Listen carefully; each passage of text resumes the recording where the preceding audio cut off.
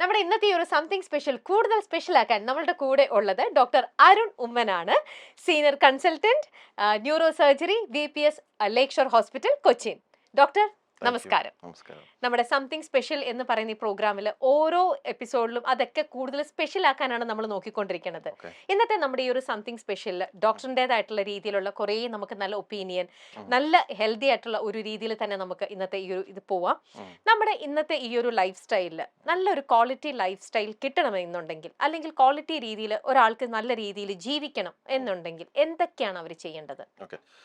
നമ്മുടെ ലൈഫ് സ്റ്റൈലിന്ന് വെച്ച് നമ്മുടെ ക്വാളിറ്റി ലൈഫ് എന്ന് പറഞ്ഞാൽ ക്വാളിറ്റി ഹെൽത്ത് എന്നാണ് നമ്മൾ ഉദ്ദേശിക്കുന്നത്. ക്വാളിറ്റി ഹെൽത്ത് ഉണ്ടെങ്കിൽ നമുക്ക് നമുക്ക് ആ ഒരു ലോങ്കിവിറ്റി ലോങ് റണ്ണിൽ നമുക്ക് അതിന്റെ ബെനിഫിറ്റ്സ് കിട്ടത്തുള്ളൂ. കാരണം എപ്പോഴും എല്ലാവരും യങ് ഒരു 40-50s വരെ എല്ലാവരും മെജോറിറ്റി ആൾക്കാരും വളരെ ഹെൽത്തി തന്നെ ആയിരിക്കും. അതിന് ശേഷമുള്ള കാലത്ത് എത്രത്തോളം ഹെൽത്തി ആയിരിക്കും എന്നുള്ളതാണ് നമ്മുടെ ലൈഫിലെ മൊത്തത്തിലുള്ള സക്സസിന്റെ ഒരു വലിയൊരു പാട്. കാരണം നമ്മുടെ ലൈഫിൽ നമ്മൾ എന്തൊക്കെ ചെയ്തു അതിൻ്റെയൊക്കെ മിക്കവാറും അതിന്റെ ഗുണങ്ങൾ കിട്ടുന്നത് എല്ലാം ഒരു ലേറ്റ് ലൈഫിലായിരിക്കും കിട്ടുന്നത്. അപ്പൊ ആ സമയത്ത് നമ്മൾ ഹെൽത്തി ആയിരിക്കണം എന്നുള്ളതാണ് നമ്മൾ ശ്രദ്ധിക്കേണ്ടത്. പല ആൾക്കാരും അത് ശ്രദ്ധിക്കത്തില്ല. ഭയങ്കര അത് കഷ്ടപ്പെട്ട് വളരെ ഒരു മിഡ് ലൈഫിലൊക്കെ ആകുമ്പോൾ അവർക്കൊരു തോന്നലാണ്, എനിക്ക് അസുഖം വരുത്തില്ല എന്നുള്ള തോന്നലിലാണ് പല കാര്യങ്ങളും ചെയ്തു പോകുന്നത്. എന്തെങ്കിലും വരുമ്പോ നോക്കാം, ഇപ്പത്തെ കാര്യം ഇങ്ങനെ നടക്കട്ടെ, വരുമ്പോ നോക്കാം എന്നുള്ളൊരു കാഴ്ചപ്പാടാണ് അല്ലേ?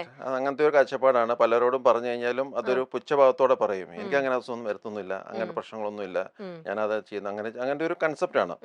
ആക്ച്വലി വളരെ ചെറുപ്പം മുതലേ നമ്മുടെ ഹെൽത്തിൽ ഇൻവെസ്റ്റ് ചെയ്യണം. അതൊരു മേജർ ഇൻവെസ്റ്റ്മെന്റ് ആണ്. ലൈഫിൽ പല ഇൻവെസ്റ്റ്മെന്റിൽ നമ്മുടെ ഹെൽത്തിലുള്ള ഇൻവെസ്റ്റ്മെന്റ് വളരെ ചെറുപ്പത്തിലേ നമ്മൾ ചെയ്തു തുടങ്ങണം. അതാണ് ലോങ് ടേം ബെനിഫിറ്റ്സ് നമുക്ക് ഉണ്ടാകുന്നത്. അപ്പോൾ നമ്മുടെ ഹെൽത്തിന്റെ ഒരു 3 പില്ലേഴ്സ്, അല്ലെങ്കിൽ ഹെൽത്ത് ഡിറ്റർമിൻ ചെയ്യുന്ന 3 പില്ലേഴ്സിന്റെ, ഈ 3 പില്ലേഴ്സിന് മുമ്പ് തന്നെ മേജർ ഹെൽത്ത് ഡിറ്റർമിൻ എന്ന് വെച്ചാൽ എപ്പോഴും നമ്മുടെ ജീൻ തന്നെയാണ്, നമ്മുടെ ജനറ്റിക് മേക്കപ്പ്. അത് എപ്പോഴും നമുക്ക് ഇൻഹെറിറ്റ് ചെയ്യുന്ന ഒരു അത് ഭയങ്കര ഒരു ഇമ്പോർട്ടൻറ്റ് ഫാക്ടറാണ്. അത് കഴിഞ്ഞാൽ പിന്നെ നമുക്ക് മോഡിഫൈ ആവുന്ന 3 മേജർ കാര്യങ്ങളാണ്. അതിൻ്റെ 3 പില്ലേഴ്സ് ഉണ്ട്. അത് ഒന്ന് മേജർ എന്ന് പറഞ്ഞാൽ ഒന്ന് നല്ല ഫുഡ്, ബാലൻസ്ഡ് ഫുഡ്. രണ്ടാമത്തത് പ്രോപ്പർ സ്ലീപ്പ്. മൂന്നാമത്തത് എക്സസൈസസ്. അത് mind exercise and body exercise. ഇത് 3ഉം കമ്പൈൻ ചെയ്ത് വേണം നമ്മൾ നമ്മുടെ ഹെൽത്ത് നമുക്ക് മോഡിഫൈ ചെയ്യുന്ന കാര്യങ്ങൾ. അതാണ് ഇപ്പം നമുക്കൊരു ഇൻഹെറിറ്റഡ് കുറച്ച് പ്രശ്നങ്ങളുണ്ടെങ്കിലും നമ്മുടെ ഈ നമുക്ക് ചെയ്യുന്ന കാര്യങ്ങൾ ചെയ്ത് കഴിഞ്ഞാൽ നമുക്ക് ഹെൽത്ത് മെയിൻറ്റെയിൻ ചെയ്ത് പോവാം. ഓക്കെ, ഇത് ആക്ച്വലി പറയുമ്പം ഇതൊരു നമ്മളൊരു എന്താ പറയുക, കുറച്ചും കൂടി ഒരു ലേറ്റ് സ്റ്റേജിൽ സ്റ്റാർട്ട് ചെയ്താൽ മതി, അല്ലെങ്കിൽ ഒരു മിഡ് 30-ലൊക്കെ വരുമ്പോൾ ഇത്രയും നമ്മൾ ഫോക്കസ് ചെയ്താൽ മതിയോ? അതോ ഫ്രം ദ ബിഗിനിങ് മുതൽ തന്നെ നമ്മളൊരു ബേബീനെ വളർത്തിക്കൊണ്ട് വരുമ്പം മുതൽ ആദ്യം മുതലേ നമ്മൾ ഈ പറയുന്ന 3 കാര്യങ്ങളും ഈക്വലി നമ്മൾ ഫോക്കസ് ചെയ്യണ്ടേ? ചെറുപ്പം മുതലേ നമ്മൾ ഫോക്കസ് ചെയ്യണം അല്ലേ? ഇവൻ നമ്മുടെ ഡയറ്റ് ആണെങ്കിലും നമ്മുടെ എല്ലാ കാര്യങ്ങളും ചെറുപ്പം മുതലേ ഫോക്കസ് ചെയ്യണം. നമ്മുടെ എല്ലാ കാര്യങ്ങളും വളരെ ചെറുപ്പത്തിലെ എന്ന് വെച്ചാൽ നമുക്ക് നമ്മുടെ ഒരു ടോട്ടൽ ഏജ് മുതലേ നമ്മൾ ഈ കാര്യങ്ങൾ ഫോക്കസ് ചെയ്യേണ്ടതാണ്. ഇപ്പോൾ നമ്മുടെ പൊതുവെ നമ്മുടെ സൊസൈറ്റിയിൽ നമ്മളിപ്പം നമ്മുടെ കാണുന്നത്, നമ്മുടെ ഇവിടെ നിറയെ നല്ല പ്രൈവറ്റ് ഹോസ്പിറ്റൽസ് ആണ്. ഇപ്പം ഏറ്റവും കൂടുതൽ ഗവൺമെന്റ് ഹോസ്പിറ്റൽസിനെക്കാളും എല്ലാ രീതിയിലുള്ള ഫെസിലിറ്റീസ് കൊടുക്കുന്നതായിക്കോട്ടെ എല്ലാം അല്ലേ? അപ്പം നമ്മുടെ ഇവിടെ ഒരുപാട് നല്ല പ്രൈവറ്റ് ഹോസ്പിറ്റൽസ് ഉണ്ട്. എല്ലാം തന്നെ വളരെ ഇന്റർനാഷണൽ രീതിയിലുള്ള ഒരു ഫെസിലിറ്റിയും സർവീസുമാണ് ഇപ്പം കൊടുത്തുകൊണ്ടിരിക്കുന്നത്. പക്ഷേ പുറമേ നിന്ന് ഒരു സാധാരണക്കാരൻ നോക്കുകയാണെങ്കിൽ എല്ലാവർക്കും അത് മീറ്റ് ചെയ്യാൻ പറ്റി എന്ന് വരില്ല. തീർച്ചയായിട്ടും അതൊരു മോണിറ്ററി സൈഡിൽ നിന്നൊക്കെ നോക്കിക്കഴിയുമ്പോഴത്തേക്ക് എല്ലാവർക്കും അത് എനിക്ക് താങ്ങാൻ പറ്റുമോ എന്നുള്ള ഒരു ഇതാണ്. അവിടെ പോയാൽ ഒരു പക്ഷെ എനിക്ക് നല്ല ഒരു ട്രീറ്റ്മെന്റ് കിട്ടുമായിരിക്കാം, പക്ഷെ എന്നെ കൊണ്ട് അത് അഫോർഡ് ചെയ്യില്ല. അങ്ങനെ ഒരു കോമൺ മാൻ ഒരു മനസ്സിലുണ്ടാവുമായിരിക്കും അല്ലേ? അപ്പോൾ അങ്ങനെയുള്ളവരെ എങ്ങനെയാണ് ഇത്തരത്തിലുള്ള നല്ലൊരു ഫെസിലിറ്റി അല്ലെങ്കിൽ നല്ലൊരു സർവീസ് കിട്ടണമെങ്കിൽ അവരെന്താ ചെയ്യേണ്ടത്? നമ്മൾ അതിന് മുമ്പ് നമ്മൾ ഈ ഹെൽത്ത് കെയർ, നമ്മുടെ ഒരു രാജ്യത്തിൻ്റെ ഒരു പുരോഗതി എന്ന് പറഞ്ഞാൽ അതിൻ്റെ അകത്ത് ഡിറ്റർമിൻ ചെയ്യുന്ന ഒരു മേജർ ഫാക്ടറാണ് ഹെൽത്തും എഡ്യൂക്കേഷനും അവരുടെ സിറ്റിസൺസ് എല്ലാവർക്കും ഫ്രീ ആയിട്ട് കൊടുക്കണമെന്നുള്ളത്. അത് കൊടുക്കാത്ത ഏത് രാജ്യവും എപ്പോഴും നമ്മൾ പിന്നോക്കം തന്നെയാണ്. അപ്പം നമ്മുടെ സ്റ്റേറ്റ് കേരള അറ്റ്ലീസ്റ്റ് ഈ കാര്യത്തിൽ ആക്ച്വലി പിന്നോക്കം തന്നെയാണ്. കാരണം കാശുള്ളവർക്കേ നല്ല ഹെൽത്ത് ഉള്ളൂ, കാശുള്ളവർക്ക് നല്ല എഡ്യൂക്കേഷൻ ഉള്ളൂ. ഈ ഒരു സ്ഥിതി ആദ്യം നമ്മൾ മാറ്റണം. പിന്നെ ഹെൽത്ത് എന്ന് പറഞ്ഞാൽ ഒരിക്കലും നമ്മൾ സ്വന്തം കീശയിൽ നിന്നാൽ ചെയ്യേണ്ട ഒരു കാര്യമല്ല. അത് നമ്മുടെ ഒരു പ്രിവിലേജാണ്. Good health is a privilege. അതൊക്കെ നമുക്ക് എല്ലാവർക്കും അവകാശപ്പെട്ട ഒരു സംഭവമാണ്. അത് നമ്മുടെ ഒരു ബേസിക് റൈറ്റ് ആണ്. പക്ഷെ പലർക്കും അത് അറിയത്തില്ല. പലരുടെ ധാരണ നല്ല ഹെൽത്ത് ഉണ്ടെങ്കിൽ, നല്ല സാമ്പത്തികം ഉണ്ടെങ്കിൽ മാത്രം നല്ല ഹെൽത്ത് ഉള്ളൂ, എല്ലാവർക്കും നല്ല ഹെൽത്ത് ഇല്ല എന്ന്. അത് നമ്മുടെ രാജ്യത്ത് തന്നെ അതിന് ഒരുപാട് ദോഷം വരും. കാരണം എന്ന് വെച്ചാൽ പല ആൾക്കാരും പൂർ ഫൈനാൻഷ്യൽ സ്റ്റാറ്റസ് കാരണം പൂർ ഹെൽത്ത് സീക്ക് ചെയ്യും, പക്ഷേ ലോ സ്റ്റാൻഡേർഡ് ഹെൽത്ത് ചെയ്യും. അത് ഒരുപാട് അസുഖങ്ങളെ ചെയ്യും. അത് വീണ്ടും ഒരു ബാഡ് വിഷ്യസ് സൈക്കിളിലേക്ക് പോകും. അത് ഒരുപാട് റിസോഴ്സസിനെ വേസ്റ്റ് ആക്കുന്ന രീതിയിലേക്ക് പോകും. അപ്പൊ ശരിക്കും നല്ല ആക്സസ് ചെയ്യണമെങ്കിൽ നമ്മൾ ശ്രദ്ധിക്കേണ്ട കുറച്ച് പ്രധാനപ്പെട്ട കാര്യങ്ങൾ വെച്ചാൽ, ഒന്ന് നമ്മൾ ബേസിക്കലി വളരെ ചെറുപ്പത്തിൽ നമ്മൾ വളരെ ഹെൽത്തി ആയിട്ടുള്ള ഒരു ഏജിൽ നമ്മൾ ഏർലി അഡൽട്ട്ഹുഡ് തന്നെ നമ്മൾ മെഡിക്കൽ ഇൻഷുറൻസ് എടുത്ത് സ്റ്റാർട്ട് ചെയ്യണം. ഒരു ഓക്കെ. ലോ പ്രീമിയമിൽ തന്നെ മെഡിക്കൽ ഇൻഷുറൻസ്, അത് ക്വാളിറ്റി ഇൻഷുറൻസ് ആയിരിക്കണം. പലപ്പോഴും ഒരു പ്രൈവറ്റ് കമ്പനീസൊക്കെ പലതും പല രീതിയിലുള്ള തട്ടിപ്പൊക്കെ നടത്താം. പക്ഷെ നമ്മളിപ്പോൾ അത് ക്വാളിറ്റി ഇൻഷുറൻസ് ആയിരിക്കണം. നമ്മുടെ എല്ലാ കെയറും അതിൻ്റെ അത് കവർഡ് ആയിരിക്കണം. അതാണ് ക്വാളിറ്റി. അത് വെച്ചാൽ നമ്മൾ ഹൈ റേറ്റ് ചെയ്യുന്ന പ്രീമിയം ഉള്ളതല്ല ക്വാളിറ്റി എന്ന് പറയുന്നത്. ക്വാളിറ്റി എന്ന് വെച്ചാൽ അതിൻ്റെ അത് എന്തൊക്കെ ഇൻക്ലൂഡ് ചെയ്യുന്നുള്ളതാണ്. ഇപ്പം നമ്മുടെ accident coverage, cancer coverage, life style coverage, അങ്ങനെ പല രീതിയിൽ എല്ലാത്തിനും കവറേജ് ഉണ്ടോ എന്ന് ശ്രദ്ധിക്കണം ഓക്കെ. Insurance scheme. പിന്നെ ഗവൺമെൻറ് ഇത് ഭയങ്കര ഒരു പ്രത്യേക ഭയങ്കര റോളുണ്ട്. കാരണം നമ്മൾ ഇപ്പോഴത്തെ ഇതിൽ കേരളത്തിലേക്ക് ഒരു 2 to 3% ഓഫ് ദി GDP മാത്രമേ കേരളത്തിൻ്റെ ഇതിൽ മാത്രമേ ഹെൽത്തിലേക്ക് പോകുന്നുള്ളൂ. ഓക്കെ. അത് തീരെ കുറവാണ്. അതൊരു മിനിമം ഒരു 6 to 10% വരണം. അപ്പം US ആണെങ്കിൽ 17% ആണ് ഹെൽത്ത് കെയർ മാറ്റി വെച്ചേക്കുന്നത്. അതുകൊണ്ടാണ് അവർക്ക് അവിടുത്തെ ഉള്ളവർക്ക് എല്ലാവർക്കും ഏറ്റവും ഹൈ ലെവലിൽ കിട്ടുന്നത്. വേൾഡിലുള്ള എല്ലാവർക്കും അവിടെ കിട്ടുന്നത്. അവിടെയൊക്കെ NHS ആണല്ലോ, അതെ അവിടെ അതെ എല്ലാം അതെ ഗവൺമെന്റ് ഡെഫിനറ്റ്ലി. സെക്ടറിലാണ് എല്ലാം കിട്ടുന്നത്. അപ്പം നമ്മുടെ ഗവൺമെന്റ് ശരിക്കും ഹെൽത്ത് കെയറിന് വേണ്ടി അത്രയും ഹൈ ലെവല് ഒരു ഇൻവെസ്റ്റ്മെന്റ് ചെയ്യേണ്ടതാണ്. കാരണം നല്ല ഹെൽത്ത് ഉള്ളെങ്കിൽ നമ്മുടെ ഈ വർക്ക് എഫിഷ്യൻസി കൂടത്തുള്ളൂ. അല്ലെങ്കിൽ ആവശ്യമില്ലാത്ത ചെറിയ ചെറിയ കഷ്ണമൊക്കെ എല്ലാവരും ലീവ് എടുത്തുകൊണ്ടിരിക്കും. ഒരുപാട് അൺനെസറി എക്സ്പെൻസ് ഒരുപാട് കൂടും. അപ്പം നമ്മുടെ പ്രൊഡക്ടിവിറ്റി കൂടണമെങ്കിൽ എപ്പോഴും നല്ല ഹെൽത്ത് ഭയങ്കര ഇമ്പോർട്ടൻ്റ് ആണ്. അപ്പോൾ അത് ഗവൺമെന്റ് ഭാഗത്തു നിന്നുള്ള രീതിയിൽ അപ്പം പല സ്കീംസ് ഉണ്ട്. ഇപ്പം പ്രധാനമന്ത്രി യോജന സ്കീമുണ്ട്. അതെ. പിന്നെ മറ്റേ ഡിഫൻസ് ഫോഴ്സിൽ ECHS, അങ്ങനെ പല രീതിയിലുള്ള സ്കീം, RSBA, അങ്ങനെ പല രീതിയിലുള്ള സ്കീംസ് ഉണ്ട്. പക്ഷെ ഇതൊന്നും പോരാ. ശരിക്കും പറഞ്ഞാൽ ഒരു ഹൈ ലെവല് എല്ലാ മനുഷ്യരെയും കവർ ചെയ്യുന്ന രീതിയിലുള്ള പ്രോപ്പർ സ്കീം ഗവൺമെന്റ് ഭാഗത്തുനിന്ന് ഉണ്ടാവണം അല്ലേ? പിന്നെ ഉള്ളതെന്ന് വെച്ച് കഴിഞ്ഞാൽ നമ്മൾ ശ്രദ്ധിക്കേണ്ട കാര്യം വെച്ചാൽ നമ്മുടെ ആൾക്കാർ എപ്പോഴും നമ്മൾ നേരത്തെ പറഞ്ഞ പോലെ അത് ഒരു 50-55 വയസ്സാകുമ്പോൾ ഒരു ലൈഫ് സ്റ്റൈൽ ഡിസീസ് തുടങ്ങുമ്പോഴായിരിക്കും ഹെൽത്ത് കോൺഷ്യസ് ആവുന്നത്. അപ്പം പിന്നെ അപ്പോൾ അതൊക്കെ ഡയറ്റ് ഇതൊക്കെ തുടങ്ങും. പക്ഷെ അപ്പോഴേക്കും ഓൾറെഡി ബോഡിയിൽ ചേഞ്ചസ് വന്നു തുടങ്ങി. നമ്മളത് ചേഞ്ചസ് വരുന്നതിൻ്റെ മുമ്പേ നമ്മൾ ചെയ്യണം.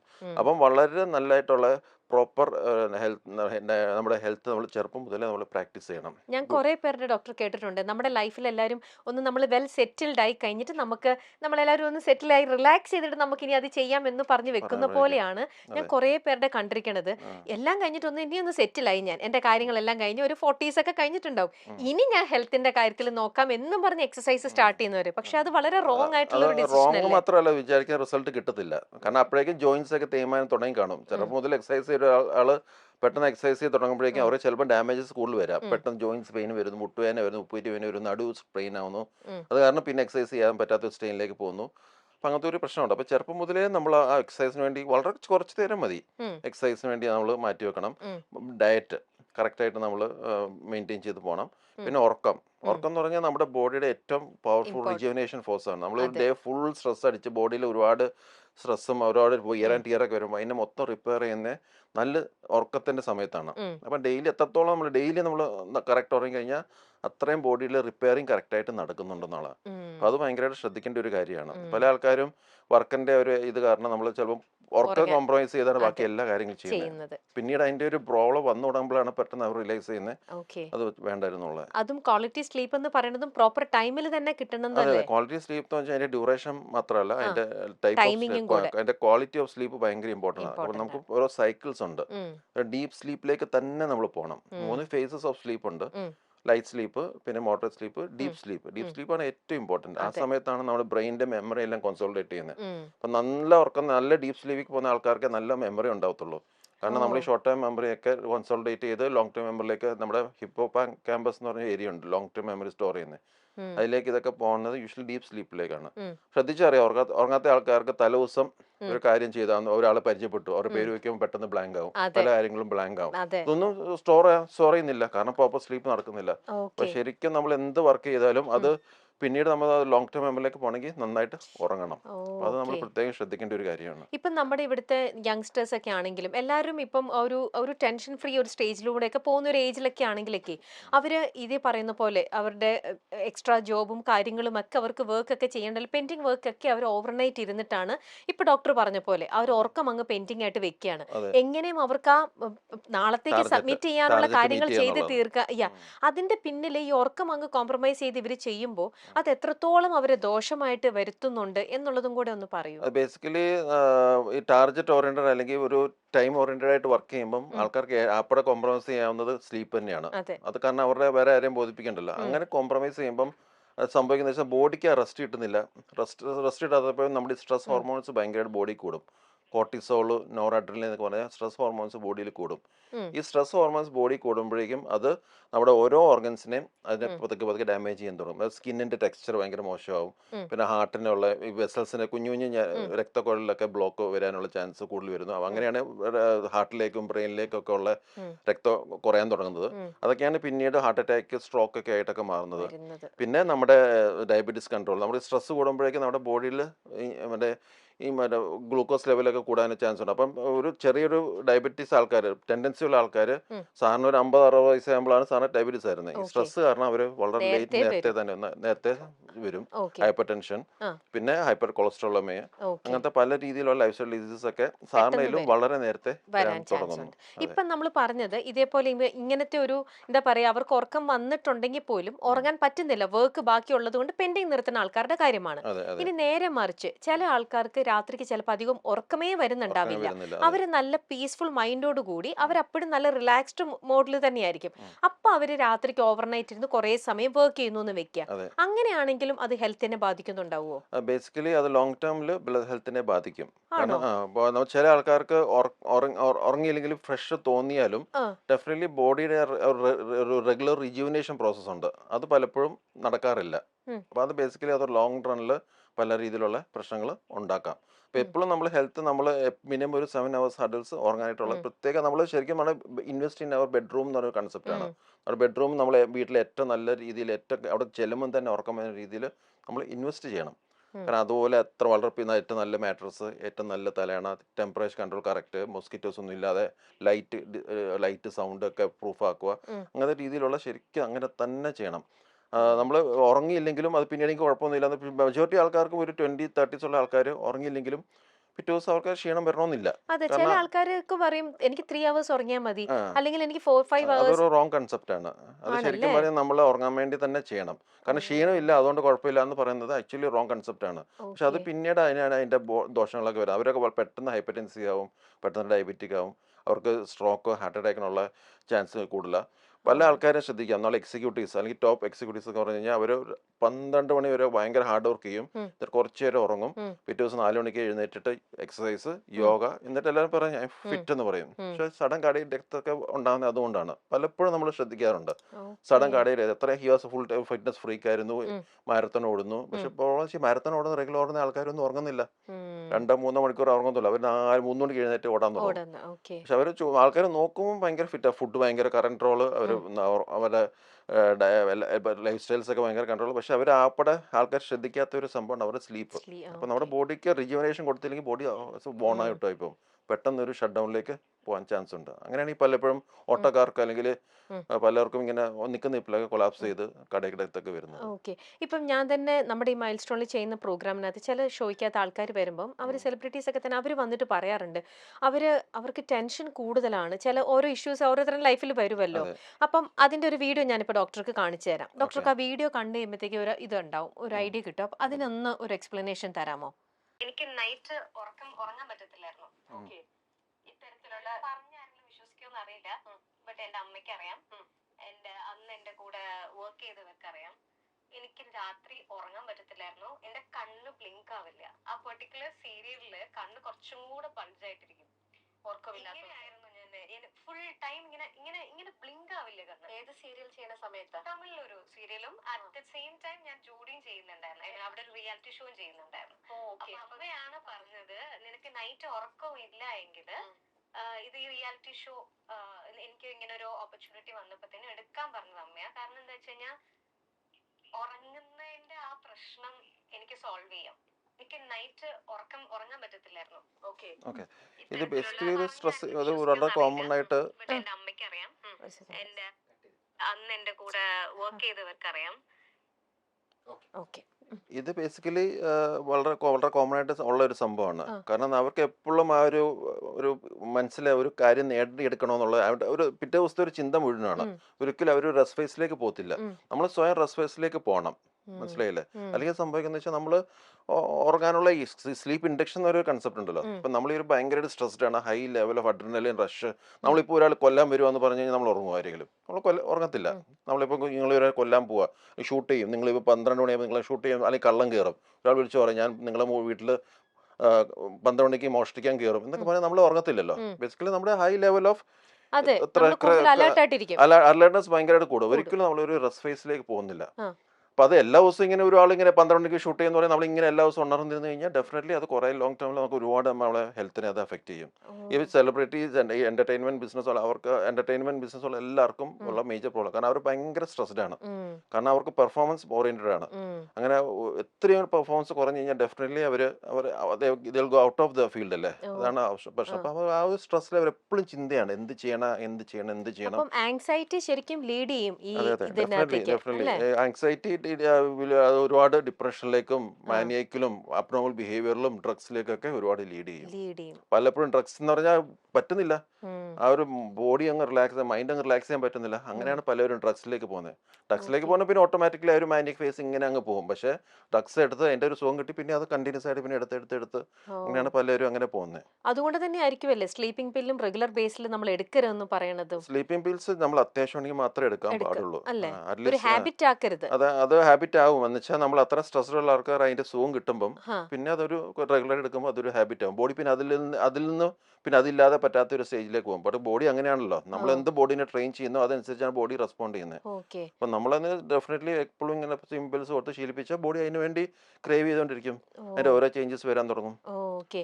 അപ്പൊ ഞാൻ ചോദിക്കട്ടെ, ഉറക്കമില്ലാത്ത രാത്രി ഇതുപോലെ ഉറങ്ങാൻ പറ്റുന്നില്ലാത്ത അവസ്ഥയുണ്ടല്ലോ ചിലർക്ക്. അതെ അതെ അങ്ങനെ ഉറക്കമില്ലാതിരിക്കുന്നതിനെക്കാട്ടിലും നല്ലതാണോ ഒരു സ്ലീപ്പിംഗ് പില്ല് കഴിച്ചിട്ട് കിടന്ന് ഉറങ്ങുന്നതായിരിക്കുമോ അവിടെ അത് ഏറ്റവും കൂടുതൽ? ഡെഫിനറ്റ്ലി ചില ദിവസങ്ങളൊക്കെ ചിലപ്പം ഒരു ഷോർട്ട് പീരീഡ് ഓഫ് ഹൈപ്പർ ഭയങ്കര ഒരു ആങ്ഷ്യസ് അല്ലെങ്കിൽ ഭയങ്കര സ്ട്രെസ് ഉള്ള ഒരു സമയത്ത് ഒരു ഇടയ്ക്കൊന്ന് ഷോർട്ട് പിൽസ് എടുക്കുന്നതിൽ 2-3 ദിവസം എടുക്കുന്നതിൽ തെറ്റില്ല. വലിയ തെറ്റില്ല. ഓക്കെ. കാരണം അത് ഉറങ്ങാതിരിക്കുന്നതിലൊക്കെ ബെറ്റർ ആണ്. ബെറ്റർ ആണ്. ഓക്കെ. പക്ഷെ നമുക്കിത് പിന്നീട് അതൊരു ഹാബിറ്റ് ആവരുത്. ശീലമാക്കാതെ നമ്മൾ ശ്രദ്ധിക്കണം. ഓ. ഓക്കെ. പിന്നെ അത് മാത്രമല്ല നമ്മൾ കൂടുതലും ഈ ആങ്ഷ്വലൈറ്റിക് ഡ്രഗ്സ് കഴിക്കാതെ ഈ മെലറ്റോണിൻ പോലത്തെ സപ്ലിമെന്റ്സ് കഴിക്കുന്നത് കുറച്ചുകൂടി നല്ലത്. അത് മൈൽഡ് ആയിട്ടുള്ളതാ? മൈൽഡ് ആയിട്ടുള്ള മെലറ്റോണിൻ എന്ന് പറഞ്ഞാൽ നമ്മുടെ സ്ലീപ്പ് ഇൻഡക്ഷന് ഹെൽപ്പ് ചെയ്യുന്ന ഹോർമോണാണ്. നമ്മുടെ ഓക്കെ. പീനിയൽ ഗ്ലാൻഡ് സെക്രീറ്റ് ചെയ്യുന്ന മെലറ്റോണിൻ ഹോർമോൺ. ഓക്കെ. എൻ്റെ സപ്ലിമെന്റ്സ് കിട്ടും. ആ. അത് അത്ര അഡിക്റ്റീവ് അല്ല. ഓ. അത് ഓക്കെ. വേണമെങ്കിൽ നമുക്ക് ട്രൈ ചെയ്യാം ഓ.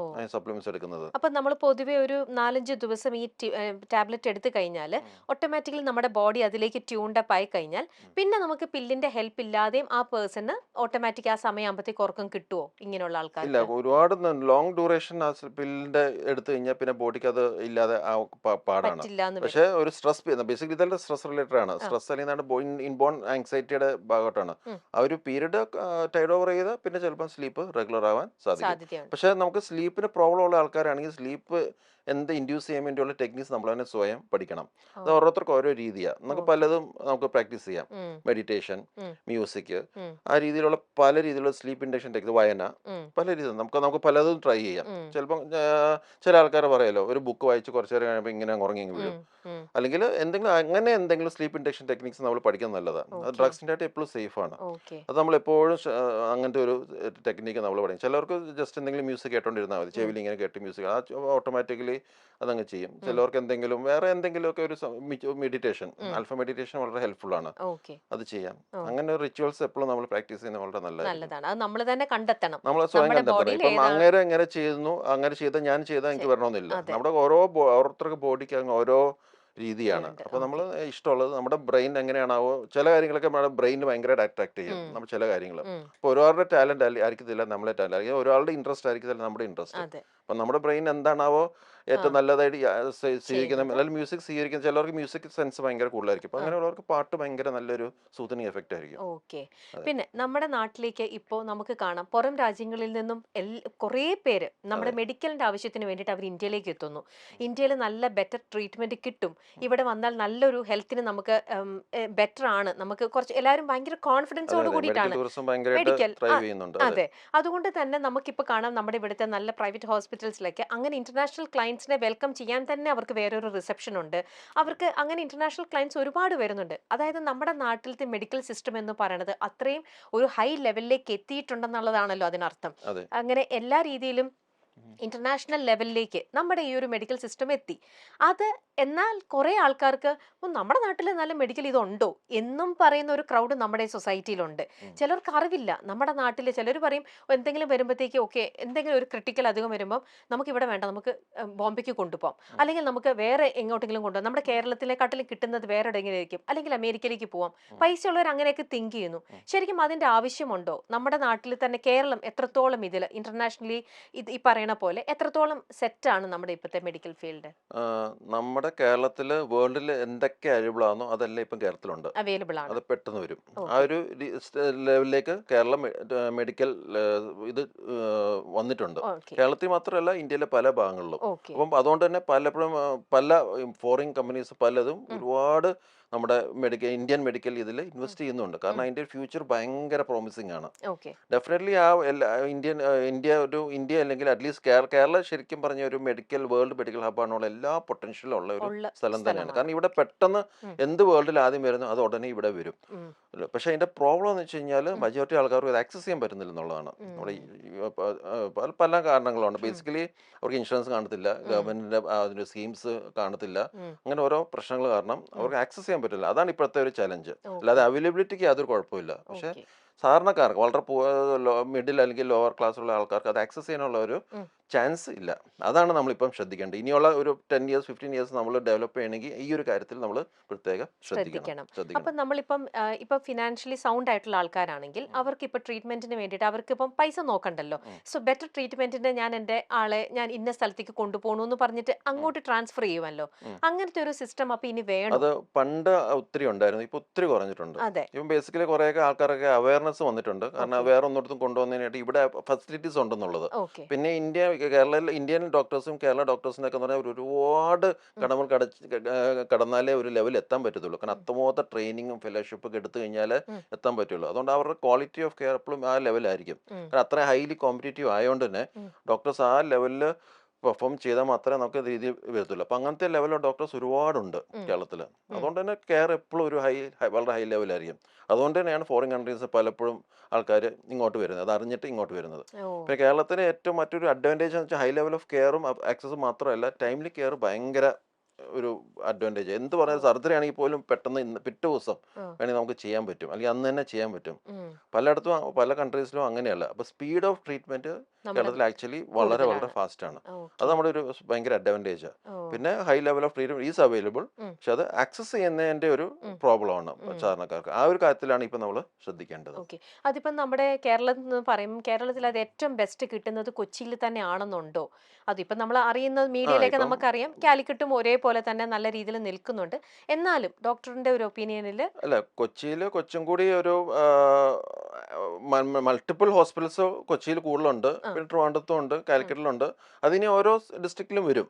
അതിങ്ങനെ ഓരോ സ്ഥലത്ത് ഇങ്ങനെ ഓരോന്ന് വരും. അത് ബേസിക്കലി അതിനൊരു പൊട്ടൻഷ്യൽ ഉണ്ട്, അത് വരും. ഓക്കെ. പക്ഷേ ഏറ്റവും കൂടുതൽ മെഡിക്കൽ ടൂറിസ്റ്റുകൾ വരുന്നത് എപ്പോഴും കൊച്ചിയിൽ തന്നെയാണ്. ഇപ്പം നമ്മുടെ ഇവിടെ ആണെങ്കിലും റോബോട്ടിക് സർജറി വന്നു, അതൊക്കെ ആണെങ്കിലും ഫസ്റ്റ് അപ്പൊ വന്നത് കൊച്ചിയിൽ തന്നെയാണ് അല്ലേ? എന്റെ അറിവിൽ ഓൾമോസ്റ്റ് എല്ലാം 8-10 ഹോസ്പിറ്റൽസിലുണ്ട് ഇപ്പം നിലവിൽ അത് ഇപ്പൊ എല്ലായിടത്തും ആയി. അപ്പൊ അങ്ങനത്തെ കാര്യങ്ങളെല്ലാം നമ്മുടെ കേരളവും നമ്മുടെ ഇവിടവും എല്ലാം എല്ലാ ഡോക്ടേഴ്സ് എല്ലാം ചെയ്യുന്നുണ്ട്. എല്ലാവരും ട്രെയിനിങ് എടുത്ത് അത് ചെയ്യുന്നുണ്ട്. ഓക്കെ. പിന്നെ നമ്മുടെ ഇപ്പം വേറൊന്ന് കാണുന്നത് സഡൻ ഡെത്ത് ആണ്. നമ്മുടെ ഇവിടെ ആൾക്കാരിൽ യങ്സ്റ്റേഴ്സിന്റെ ഇടയിലാണെങ്കിലും ഈ ടെൻഷൻ കൂടി ഇങ്ങനത്തെ കുറെ ജോലി ചെയ്യുക, അവരുടെ ബ്രെയിനിനെ, ഇപ്പം ഡോക്ടർ ഒരു ന്യൂറോ സർജൻ ആണല്ലോ, ബ്രെയിനിനെ വല്ലാണ്ട് അതങ്ങ് ഡാമേജ് ചെയ്തിട്ട് പെട്ടെന്ന് സഡൻ ഡെത്ത് ഓരോന്നും കേൾക്കുന്നു. അതിന്റെ കാരണങ്ങളും അതൊക്കെ എന്തുകൊണ്ടായിരിക്കും? അങ്ങനെ പ്രത്യേകിച്ച് ഒരു സ്പെസിഫിക് കാരണം പറയാൻ പറ്റത്തില്ല. ബേസിക്കലി നമ്മുടെ ഹാർട്ടിന്റെ പമ്പിങ് പെട്ടെന്ന് നിന്ന് പോകുന്നതിന്റെ ഒരു രീതിയാണ് സഡൻ ഡെത്ത് വരുന്നത്. ഇതിന്റെ ബേസിക് ഒരു കോമ്പിനേഷൻ പറഞ്ഞാൽ ടു മച്ച് സ്ട്രെസ് വിത്ത് സ്ലീപ്പ് ഡിപ്രിവേഷൻ. അതാണ് അതിന്റെ ഒരു മേജർ കാരണം. നമ്മൾ സ്ട്രെസ് ചെയ്യുന്ന വെച്ചാൽ നമ്മളിപ്പം ജോലിയുടെ സ്ട്രെസ് മാത്രമല്ല, ചില ആൾക്കാർ ഫിറ്റ്നസ് എന്നുള്ള ഒരു കൺസെപ്റ്റ് ചെയ്യാൻ വേണ്ടി ഭയങ്കര ഒരു എക്സസൈസ് ചെയ്യും, മണിക്കൂറോളം എക്സസൈസ് ചെയ്യും, ഉറങ്ങത്തില്ല. എക്സസൈസ് ചെയ്യുന്ന ആൾക്കാർ 100% ഉറങ്ങിയിരിക്കണം. 8 മണിക്കൂർ ഉറക്കം ഗ്യാരണ്ടി ചെയ്യാതെ നമ്മൾ എക്സസൈസ് ചെയ്യാൻ പാടില്ല. അത് നിർബന്ധമായിട്ട് ചെയ്യേണ്ട ഒരു കാര്യം. പക്ഷെ എല്ലാവരും ചെയ്യുന്ന മിസ്റ്റേക്കാണ് ഉറക്കം കോംപ്രമൈസ് ചെയ്ത് പോയി എക്സസൈസ് ചെയ്യുന്നത്. അത് വളരെ തെറ്റായ ഒരു കാര്യമാണ്. നമ്മൾ നമ്മുടെ ഫുഡ്, പ്രോപ്പർ ഫുഡ്, നമ്മുടെ സ്ലീപ്പ്, ഇത് രണ്ടും ആണ് മോസ്റ്റ് ഇമ്പോർട്ടൻറ്റ്. അതിന് ശേഷമേ എക്സസൈസിന്റെ ഇമ്പോർട്ടൻസ് വരത്തുള്ളൂ. പലരും അതിന് ഫുഡും സ്ലീപ്പ് എല്ലാം ഇഗ്നോർ ചെയ്തിട്ടാണ് എക്സസൈസ് ചെയ്യുന്നത്. അത് തെറ്റായ കാര്യമാണ്. നമ്മൾ ഒരു ദിവസം നമ്മൾ ഉറങ്ങിയില്ലെങ്കിൽ അന്ന് എക്സസൈസ് ചെയ്യാൻ പാടില്ല. അതാണ് അതിന്റെ റൂള്. പക്ഷെ അത് പലരും ഇങ്ങനത്തെ ഒരു പോയിന്റിൽ അവർ സ്ട്രെസ് ചെയ്യത്തില്ല. സെലിബ്രിറ്റീസിനെല്ലാം പറ്റുന്നതാണ്. അവരുടെ മസിൽ ബിൽഡ് ചെയ്യാൻ വേണ്ടി ഉറക്കമൊന്നുമില്ല, 4 മണി വരെ ഷൂട്ടിങ്, 5 മണിക്ക് എഴുന്നേറ്റ് പോയി ജിമ്മിൽ പോയി ചെയ്യുന്നത്. ശരിക്കും അതൊക്കെ ഒരു ലോങ് ടേമിൽ ഒരുപാട് പ്രശ്നങ്ങൾ ഉണ്ടാക്കും. പല ഹൈ എക്സിക്യൂട്ടീവ്സും സെലിബ്രിറ്റീസ് എല്ലാം സഡൻ ഡെത്തിലേക്ക് പോകുന്നതിന്റെ ഒരു മേജർ കാരണം വെച്ചാൽ ബോഡിക്ക് പറ്റുന്നില്ല, കൂടുതൽ സ്ട്രെസ് വരുന്നുണ്ട്. സ്ട്രെസ് വരുമ്പോൾ ഈ കോർട്ടിസോൾ ഹോർമോൺ ഭയങ്കരമായിട്ട് അങ്ങ് കൂടും, അഡ്രിനൽ ഹോർമോൺ ഭയങ്കരമായിട്ട് കൂടും. ഇതിങ്ങനെ ഹാർട്ടിന് ഭയങ്കര സ്ട്രെസ് കൊടുക്കും, ഈ വെസൽസിനെയൊക്കെ ഭയങ്കരമായിട്ട് ഷ്രിങ്ക് ചെയ്യിപ്പിക്കും, പെട്ടെന്ന് അറ്റാക്ക് വരാനുള്ള ഒരു ചാൻസ് കൂടുതലാണ്. ഈ പറയുന്ന ഞാനും അതെ, ഞാൻ ഡാൻസറാണ്. അപ്പം ഞാനും ക്ലാസ്സസ് ഒരുപാട് എടുക്കുന്നുണ്ട്. ഞാനും ഈ പറയുന്ന പോലെ ഈ ഹെൽത്ത് കോൺഷ്യസ് ഒക്കെ ഉള്ളതുകൊണ്ട് ഞാനും ആദ്യത്തെ ഏർലി സ്റ്റേജിലേക്ക് ഇതുപോലെ ബാക്ക് ടു ബാക്ക് എൻ്റെ സ്റ്റുഡൻസിൻ്റെ കൂടെ എല്ലാം ഞാനും ഡാൻസ് ചെയ്യും, ഓവർ എക്സ്പോസ്ഡ് ആയി എൻ്റെ ബോഡിയും ഒരുപാട് ഞാൻ ചെയ്യുന്നുണ്ടായിരുന്നു. പക്ഷേ ഒരു പീരീഡിൽ എനിക്ക് മനസ്സിലായി, ഇതേപോലെ ഒരു അറിവ് കിട്ടി, നമ്മൾ ടൂ മച്ച് അങ്ങനെ ചെയ്ത് കഴിഞ്ഞാൽ നമുക്ക് നെഗറ്റീവ് ആയിട്ടുള്ള ഇമ്പാക്ട് വരുവുള്ളൂ. ഈ പറയുന്ന പോലെ ഉറക്കവും കൂടെ നമ്മളത് ബാലൻസ് ചെയ്യണം എന്നുള്ളത് മനസ്സിലായി പിന്നീട്. അത് കാരണം ബോഡിക്ക് ഉറക്ക സമയത്താണ് ബോഡി റിപ്പയർ നടക്കുന്നത്. ബോഡി റിപ്പയറിങ് നടന്നില്ലെങ്കിൽ ഇങ്ങനെ വർക്ക് ചെയ്തുകൊണ്ടേ ഇരിക്കും. അവസാനം ഏത് മെഷീനും അങ്ങനെയാണല്ലോ, കണ്ടിന്യൂസ് വർക്ക് ചെയ്താൽ അത് കുറച്ച് കഴിയുമ്പോൾ അത് ഷട്ട് ഡൗൺ ചെയ്യും. അപ്പോൾ അത് ഇടയ്ക്കിടയ്ക്ക് അതിന് പ്രോപ്പറായിട്ട് സർവീസ് ചെയ്യണം. മനസ്സിലായില്ല, ആ ഒരു കൺസെപ്റ്റ് ബോഡിക്ക് സർവീസിങ്ങിന്റെ ഒരു മേജർ ഇതാണ് നമ്മുടെ ഗുഡ് ഫുഡ് എന്ന് വെച്ചാൽ നല്ല ഫ്യൂവൽ. അതുപോലെ തന്നെ ഇപ്പോൾ അതിന്റെ സർവീസിങ്ങിന്റെ ഭാഗമാണ് ഗുഡ് സ്ലീപ്പ്. സ്ലീപ്പും അതെ അതെ. കിട്ടാൻ അപ്പോൾ നമ്മൾ ശരിക്കും നമ്മുടെ സ്ലീപ്പ് എന്ന് പറഞ്ഞാൽ ശരിക്കും നമ്മൾ ഒരുപാട് ഇൻവെസ്റ്റ് ചെയ്യേണ്ട ഒരു കാര്യമാണ് ഗുഡ് സ്ലീപ്പ്. ഓക്കെ. ഇപ്പോൾ നമ്മുടെ എക്സസൈസ് ചെയ്യുന്നതിന്റെ ഡോക്ടർ മുമ്പേ പറഞ്ഞു കുറച്ച് സമയമാണെങ്കിലും നമ്മൾ ഡെയിലി ബേസിസിൽ ചെയ്താൽ മതി. ഈ കുറച്ച് സമയം എന്ന് പറയുന്നത് അരമണിക്കൂർ, ഒരു 45 മിനിറ്റ്സ് അല്ലേ, നമുക്ക് പറ്റുന്ന രീതിയിൽ. രീതിയിൽ ഇപ്പം ഒരാൾ റെഗുലർലി 20 മിനിറ്റ്സ് എക്സസൈസ് ചെയ്താൽ അതിന്റെ ബെനിഫിറ്റ് പുള്ളിക്കാരന് കിട്ടും ലോങ് ടേമിൽ. ഓക്കെ. 20 മിനിറ്റ്സ് ഒന്ന് കുറച്ച് ബ്രിസ്ക് വാക്കിംഗ് അല്ലെങ്കിൽ ചെറിയൊരു ജോഗിങ് അല്ലെങ്കിൽ എന്തെങ്കിലും കാർഡിയോ ചെയ്യുന്നു, കുറച്ച് വേണമെങ്കിൽ വെയിറ്റ് ട്രെയിനിങ്, 20 മിനിറ്റ്സ് ചെയ്താൽ മതി. അതിന്റെ ഗുണം പുള്ളിക്കാരൻ ലോങ് ടേം കിട്ടും, കിട്ടും. ഓക്കെ. അതുപോലെ ഒരാൾക്ക് ചെയ്യാൻ പറ്റുന്നത് മാക്സിമം എത്ര നേരമായിരിക്കും അപ്പോൾ ഒരു എക്സസൈസ്? അത് ഓരോരുത്തർക്ക് ഓരോ രീതിയിൽ ഡിപ്പെൻഡ് ആണ്. പിന്നെ നമ്മളൊരു നോർമൽ ഒരാൾ ഒരു മാക്സിമം 45 to 1 hour കൂടുതലും ചെയ്യേണ്ട ആവശ്യമില്ല, ഹാഫ് ആൻ അവർ ഒക്കെ മതി റെഗുലർ ആയിട്ട് നമ്മൾ റൂട്ടീൻ ചെയ്യുന്നത്. പക്ഷേ ഈ ഭയങ്കര അത്ലറ്റ്സും പിന്നെ ഈ ബോഡി ബിൽഡേഴ്സ് അങ്ങനെ ഉള്ള ആൾക്കാർ, ബോഡിയോട് ഫിറ്റ്നസ് ഉള്ളവർക്കൊക്കെ ചിലപ്പോൾ ഒരു 2-3 hours ഒക്കെ ചിലപ്പോൾ വേണ്ടി വരും. കാരണം അതുപോലത്തെ മസിൽ പമ്പിങ് അങ്ങനത്തെ കാര്യങ്ങളൊക്കെ ചെയ്യണമെങ്കിൽ ആ ലെവലിലേക്ക് പോകേണ്ടി വരും. പക്ഷെ അതനുസരിച്ചുള്ള അവരുടെ ഡയറ്റും ബാക്കിയുള്ള ലൈഫ് സ്റ്റൈൽസ് ഒക്കെ അതനുസരിച്ച് അവർ അഡ്ജസ്റ്റ് ചെയ്യേണ്ടി വരും. ഒരു നോർമൽ ആളെ ഇപ്പോഴും ഒരു ഹാഫ് ആൻ അവർ ടു ഒരു 1 hour അതിൽ ഇടയ്ക്ക് നമ്മുടെ കംഫർട്ട് അനുസരിച്ച്. എക്സസൈസ് ഒരിക്കലും ഒരു സ്ട്രെസ് അല്ല, അത് നമുക്കൊരു റിലീഫിംഗ് ആണ്. അപ്പൊ എപ്പോഴും നമ്മൾ എൻജോയ് ചെയ്ത് ചെയ്യേണ്ട ഒരു കാര്യമാണ്. ഓരോരുത്തർക്കും അവരവരുടെ രീതി ചൂസ് ചെയ്യാം. ഇപ്പൊ ഡോക്ടർ ലേക്ക് ഷോറിൽ 10 ഇയേഴ്സിന് ഏകദേശം 10 ഇയേഴ്സ് ആയല്ലോ. അപ്പൊ ഡോക്ടർ ഇപ്പൊ ഒരു സർജനും കൂടാണ്. ഏറ്റവും കൂടുതൽ എന്ത് കേസ് ആയിരിക്കും ഡോക്ടർ കാണുന്നത് കോമൺ ആയിട്ട് നമ്മുടെ ഇവിടെ സർജറിക്കാണെങ്കിലും അല്ലാതെയും പേഷ്യൻസിന് ഇപ്പൊ ന്യൂറോ റിലേറ്റഡ് ആയിട്ടുള്ളതാണെങ്കിലും ഏറ്റവും കൂടുതൽ കോമൺ പ്രോബ്ലം നമ്മുടെ ഈ സൊസൈറ്റിയിൽ കാണുന്നത് എന്തായിരിക്കും? ഞാൻ ഏറ്റവും കൂടുതൽ കാണുന്ന മേജർ പ്രോബ്ലം ഒന്ന് ആക്സിഡന്റ് കേസുകളും, രണ്ടാമത്തെ ഒരു സ്പൈൻ പ്രോബ്ലമാണ്, സ്പൈൻ ഡിസ്കിന്റെ പ്രോബ്ലംസും അങ്ങനത്തെ ഓരോ ഇഷ്യൂസ് ഒക്കെയാണ് ഡിസ്ക് റിലേറ്റഡ്. അതൊക്കെ ഭയങ്കര കോമൺ ആയിട്ട് കാണുന്നത്. പിന്നെ ബാക്കിയുള്ള സ്പെസിഫിക് ആയിട്ടുള്ള ഇതുണ്ട്, ബ്രെയിൻ ട്യൂമേഴ്സ്, എന്തെങ്കിലും വാസ്കുലർ അനോമലീസ്, അന്യൂറിസം, റപ്ചർ അങ്ങനെയുള്ളതൊക്കെ കുറച്ചും കൂടിയൊക്കെ റെയർ ആണ്. പക്ഷെ കോമൺ ആയിട്ടുള്ളത് എപ്പോഴും ആക്സിഡൻസ് തന്നെയാണ്. ആക്സിഡൻസും സ്പൈൻ പ്രോബ്ലംസും. സ്പൈൻ പ്രോബ്ലമാണ്. ഈ സ്പൈൻ പ്രോബ്ലം എന്ന് പറയുന്നത് തന്നെ നമ്മുടെ പോസ്ചർ നമ്മൾ മെയിൻറ്റെയിൻ ശരിക്കും നോക്കാഞ്ഞിട്ടുള്ളത് കൊണ്ടാണോ അതോ ആക്സിഡന്റ് ത്രൂവും നമുക്ക് അങ്ങനെ സംഭവിക്കാം അല്ലെ ചില ആൾക്കാർക്ക്? ആക്സിഡന്റ് വെച്ചാൽ പല രീതിയിലുള്ള സ്ട്രെയിൻ വരും. നമ്മുടെ സ്പൈനിന് ആവശ്യത്തിലും കൂടുതൽ സ്ട്രെയിൻ വരുമ്പോൾ ഡെഫിനറ്റ്ലി അതിന്റെ ഡിസ്കിന് തീരുമാനം വരും. അപ്പൊ നമ്മുടെ ഇരിക്കുന്ന പൊസിഷൻ തന്നെ നമ്മൾ എപ്പോഴും പറയും സ്പൈൻ സ്ട്രെയിറ്റ് ആയിട്ട് ഇരിക്കണം. ഇപ്പൊ ഓഫീസ് ജോലി ചെയ്യുന്ന ആൾക്കാരും ലാപ്ടോപ്പിലേക്ക് പോകുന്ന ആൾക്കാരും എഗെയിൻ ഇങ്ങനെ ഒരു പോസ്ചറിലേക്ക് അവർ പോകുമല്ലോ. ഇങ്ങനെ ഇരിക്കുന്നതും ഓവർ ദ പീരിയഡ് ഇപ്പൊ ഡോക്ടർ പറഞ്ഞ പോലത്തെ ഒരു സ്പൈൻ റിലേറ്റഡ് ഇഷ്യൂലേക്ക് അത് ലീഡ് ചെയ്യുമോ? ഡെഫിനറ്റ്ലി. നമ്മുടെ ഇപ്പോഴത്തെ യങ്സ്റ്റേഴ്സിന് സ്പൈൻ റിലേറ്റഡ് പ്രോബ്ലംസ് വരാനുള്ള കാരണം ബേസിക്കലി ഒന്ന് ബാഡ് പോസ്ചറിങ്, രണ്ടാമത്തത് സെഡൻറ്ററി ലൈഫ് സ്റ്റൈലാണ്. ഈ ബാഡ് പോസ്ചറിങ് കാരണം സ്പൈൻ്റെ അലൈൻമെന്റ് എല്ലാം തിരിഞ്ഞുകൊണ്ടിരിക്കും. ഇപ്പോഴത്തെ ഈ കഴുത്ത് ഇപ്പോൾ ഫ്രണ്ടിൽ ഇപ്പോഴും ഇങ്ങനെ ഒരു വളവാണ്, ഫ്രണ്ടിലോട്ട് പോയിന്റ് ചെയ്തുള്ള ഒരു വളവാണ് നോർമലി. പക്ഷെ നമ്മൾ ഈ കമ്പ്യൂട്ടർ വർക്കിന് കഴുത്ത് മടങ്ങിയുള്ള ജോലി ചെയ്യുമ്പോഴേക്കും ഓപ്പോസിറ്റ് സൈഡിലേക്ക് സ്ട്രെയിൻ വരും. അപ്പോഴേക്കും ആ കഴുത്തിലുള്ള ഡിസ്ക് ബൾജ് വരാനുള്ള ചാൻസ് കൂടുതലാണ്. അത് മൊബൈൽ, ലാപ്ടോപ്പ് അങ്ങനെ കിടന്നുറങ്ങുന്നു, ഇരുന്നുറങ്ങുന്നു, അങ്ങനത്തെ പല രീതിയിലുള്ള കഴുത്ത് മടങ്ങിയുള്ള ജോലി. അതുപോലെ തന്നെ ഇരിക്കുമ്പം നമ്മുടെ വയറിന്റെ അവിടെ ഫ്രണ്ടിലോട്ട് ഒരു വളവുണ്ട് സ്പൈനിന്. അതിന്റെ എതിരെ പോകുമ്പോഴാണ് കണ്ടിന്യൂസ് സിറ്റിംഗ് അല്ലെങ്കിൽ ലോങ് ഡിസ്റ്റൻസ് ഡ്രൈവിംഗ് അല്ലെങ്കിൽ കാല് പൊക്കി വെച്ചിരിക്കുന്നു, ഫുൾ ടൈം ഇരുന്നുള്ള ജോലി, അങ്ങനെ ചെയ്യുമ്പോഴേക്കും നടുവിന്റെ വളവ് ഓപ്പോസിറ്റ് സൈഡിലേക്ക് പോകണം. അപ്പോഴാണ് ഈ നടുവിന്റെ ഡിസ്ക് വരുന്നത്. അപ്പൊ ഇതെല്ലാം കോമ്പിനേഷൻ ഓഫ് ഫാക്ടേഴ്സ് ആണ്. അപ്പൊ സ്പൈൻ അലൈൻമെന്റിന്റെ കറക്റ്റ് ആയിട്ട് നമ്മൾ മെയിൻറ്റെയിൻ ചെയ്യുന്നില്ല. കൂടാതെ അതിൻ്റെ കൂടെ സെൻട്രൽ ലൈഫ് സ്റ്റൈൽ, അതുകൊണ്ട് ചില ലൈഫ് സ്റ്റൈൽ വരുമ്പോൾ നമ്മുടെ മസിലിൻ്റെ പവർ കുറയും. മസിലിൻ്റെ പവർ കുറയുമ്പോൾ സ്പൈനിലേക്ക് വരുന്ന സ്ട്രെയിൻ ഭയങ്കര കൂടുതലാണ്. അത് റിലേറ്റഡ് പ്രോബ്ലംസിന് വരും. കൂടാതെ എന്തെങ്കിലുമൊക്കെ ട്രോമ, എവിടെയെങ്കിലും കാല് തെന്നി വീണ്, നടുവടിച്ച് വീണു, അല്ലെങ്കിൽ അങ്ങനെ എന്തെങ്കിലും പെട്ടെന്ന് വെയിറ്റ് പൊക്കി അങ്ങനെ എന്തെങ്കിലും വീഴുമ്പോഴേക്കും ആ സ്ട്രെയിൻ കാരണം ചിലപ്പം ഡിസ്കിൻ്റെ കവറിങ് ടിയറിൽ വന്ന് ഡിസ്ക് പ്രൊലാപ്സ് വരും. അപ്പോൾ ഇതെല്ലാം കോൺട്രിബ്യൂട്ടർ ചെയ്യണം. അപ്പോൾ ഇതെല്ലാം നമ്മൾ ശ്രദ്ധിച്ച് വേണം നമ്മൾ നമ്മുടെ സ്പൈനിനെ ചെയ്യാൻ. നമ്മൾ എപ്പോഴും എത്രത്തോളം യങ് ആയിട്ട് നമ്മുടെ സ്പൈനിന് വെക്കാൻ പറ്റുമോ അത്രത്തോളം യങ് ആയിട്ട് നമ്മുടെ സ്പൈനിനെ വെക്കണം. പക്ഷേ ചിലരുടെ ജോലി ഇപ്പോൾ പറയുന്ന പോലെ ഒരു ഡ്രൈവർ ആണെങ്കിൽ അദ്ദേഹത്തിന് ജീവിക്കാൻ വേണ്ടിയിട്ടും അദ്ദേഹം എക്സ്ട്രാ ഇതെടുത്ത് അവരിങ്ങനെ ലോങ് ഡ്രൈവ് ഒരുപാട് ഫ്രീക്വന്റ് ആയിട്ട് അവർക്ക് ചെയ്യേണ്ടി വരും. ഇപ്പൊ കമ്പ്യൂട്ടർ സിസ്റ്റത്തിന് മുമ്പിൽ നിന്നിട്ട് ചെയ്യുന്ന ആൾക്കാരാണെങ്കിൽ അവരുടെ പൊസിഷൻ ഇങ്ങനെ തന്നെയായിരിക്കും. സോ ഇവർ ചെയ്യേണ്ടത്, ഇവരുടെ ജോലി അതായതുകൊണ്ട് അവർക്ക് അത് ചെയ്തേ പറ്റൂ. പക്ഷേ അവർക്ക് ഇത്തരത്തിലുള്ള കോംപ്ലിക്കേഷൻ ലേറ്റർ ഓൺ വരാതിരിക്കാനായിട്ട് എന്താണ് ഡോക്ടർ സജസ്റ്റ് ചെയ്യുന്നത്? അതെ, ചില കാര്യങ്ങൾ വെച്ച് കഴിഞ്ഞാൽ അവരുടെ പോസ്ചറും കറക്റ്റ് ആക്കാൻ വേണ്ടിയുള്ള കാര്യങ്ങൾ ചെയ്യണം. അപ്പോൾ ആ ജോലി എന്തായാലും അവർ ചെയ്യണം, കാരണം അവരുടെ ലൈവ്ലിഹുഡ് ആണ്. അപ്പോൾ അത് നമ്മൾ എന്തായാലും ചെയ്തേ പറ്റൂ. അപ്പോൾ നമ്മുടെ ഒരു പോസ്ചർ എപ്പോഴും കറക്റ്റായിട്ട് നമ്മൾ മെയിൻറ്റെയിൻ ചെയ്യണം. അപ്പോൾ നമ്മളവിടെ അവർ ചൂസ് ചെയ്യുന്ന ചെയർ അതുപോലെ ആയിരിക്കണം. അതായത് ഈ 90 ഡിഗ്രി ഉള്ള ചെയർ എല്ലാം യൂഷ്വലി ബാക്കിന് നല്ലതല്ല. അതിപ്പം ഈ ഓഫീസ് ചെയർ എന്ന് പറഞ്ഞാൽ ബാക്കിന് ഇങ്ങനെ ചെറിയ കർവുള്ള വീലുള്ള സൈഡിൽ സപ്പോർട്ടുള്ള ചെയർ ഉണ്ട്, എന്നിട്ട് ബാക്ക് പുഷ് ബാക്ക് ഒക്കെ ഉള്ള വേണമെങ്കിൽ ആവശ്യമാണെങ്കിൽ അതാണ് ശരിക്കുള്ള ചെയർ ഉപയോഗിക്കേണ്ടത്. അപ്പം അങ്ങനത്തെ ചെയറിൽ ഉപയോഗിക്കുമ്പോഴേക്കും നമ്മുടെ കൈ റെസ്റ്റ് കിട്ടുന്നുണ്ട്, നമ്മുടെ ബാക്കിന് കർവേച്ചർ മെയിൻറ്റെയിൻ ചെയ്യുന്നുണ്ട്. പിന്നെ എന്തെങ്കിലും വലിയ സ്ട്രെയിൻ ഒന്നും ഇല്ലാതെ നമുക്ക് അങ്ങോട്ടും ഇങ്ങോട്ടൊക്കെ മൂവ് ചെയ്യാം. കൂടാതെ പിന്നെ നമ്മൾ കമ്പ്യൂട്ടർ അങ്ങനെ ഇങ്ങനെ ഉപയോഗിക്കുകയാണെങ്കിൽ അത് നമ്മുടെ കണ്ണിന്റെ ലെവലിലേക്ക് തന്നെ അറേഞ്ച് ചെയ്യണം.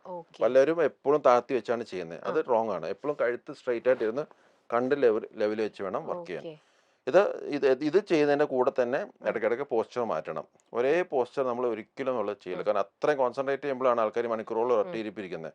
അത് തെറ്റാണ്. നമ്മൾ ഇടയ്ക്കിടയ്ക്ക് പോസ്ചർ മാറ്റണം. നമ്മൾ ഇടയ്ക്കൊന്ന് നിൽക്കണം, വേണമെങ്കിൽ ജസ്റ്റ് ഒന്ന് നടക്കുക, ജസ്റ്റ് ഒന്ന് സ്ട്രെച്ച് ചെയ്യുക, എല്ലാ ഹാഫ് ആൻ അവർ അത് ചെയ്യുന്നത് നല്ലതാണ്. ഇത്തരം കാര്യങ്ങൾ അവർ ശ്രദ്ധിച്ചേ പറ്റുള്ളൂ. പിന്നെ നമ്മൾ എക്സസൈസ് ചെയ്യുകയാണുള്ളത്. എക്സസൈസ് ചെയ്യുമ്പോഴേക്കും നമ്മുടെ മസിൽസ് എല്ലാം സ്ട്രോങ് ആകുമ്പോഴേക്കും, നമ്മുടെ കോർ മസിൽസ് എല്ലാം സ്ട്രോങ് ആകുമ്പോഴേക്കും നമ്മുടെ സ്പൈനിലേക്കുള്ള സ്ട്രെയിൻ കുറയും. അപ്പം ഇങ്ങനത്തെ സ്പൈൻ റിലേറ്റഡ് പ്രോബ്ലംസ് ഒക്കെ ഒരു പരിധി വരെ നമുക്ക് കുറയ്ക്കാൻ സാധിക്കും. ഓക്കെ ഡോക്ടർ, ഇനി നമ്മുടെ മൈൽ സ്റ്റോണിന് തന്നെ ഒരു ക്ലോസ് ഓഡിയൻസ് ഗ്രൂപ്പ് ഉണ്ട്. അതിനകത്ത് അവർക്ക് ഇതുമായിട്ട് റിലേറ്റഡ് ആയിട്ടുള്ള കുറേ സംശയങ്ങളുണ്ട്. ഞാൻ അത് ഓരോന്നായിട്ട് ചോദിക്കാം. ഡോക്ടർ അതിനൊന്ന് ആൻസർ തരണം. വായിക്കട്ടെ ചോദ്യം. എനിക്ക് സ്ഥിരമായി മൈഗ്രെയിൻ വരാറുണ്ടായിരുന്നു. ഹെഡ്സെറ്റ് എന്ന ഒരു ടാബ്ലറ്റ് കിട്ടിയതോടെ പിന്നെ ടാബ്ലറ്റ് കഴിച്ചാൽ അപ്പോൾ തന്നെ മൈഗ്രെയിൻ മാറും.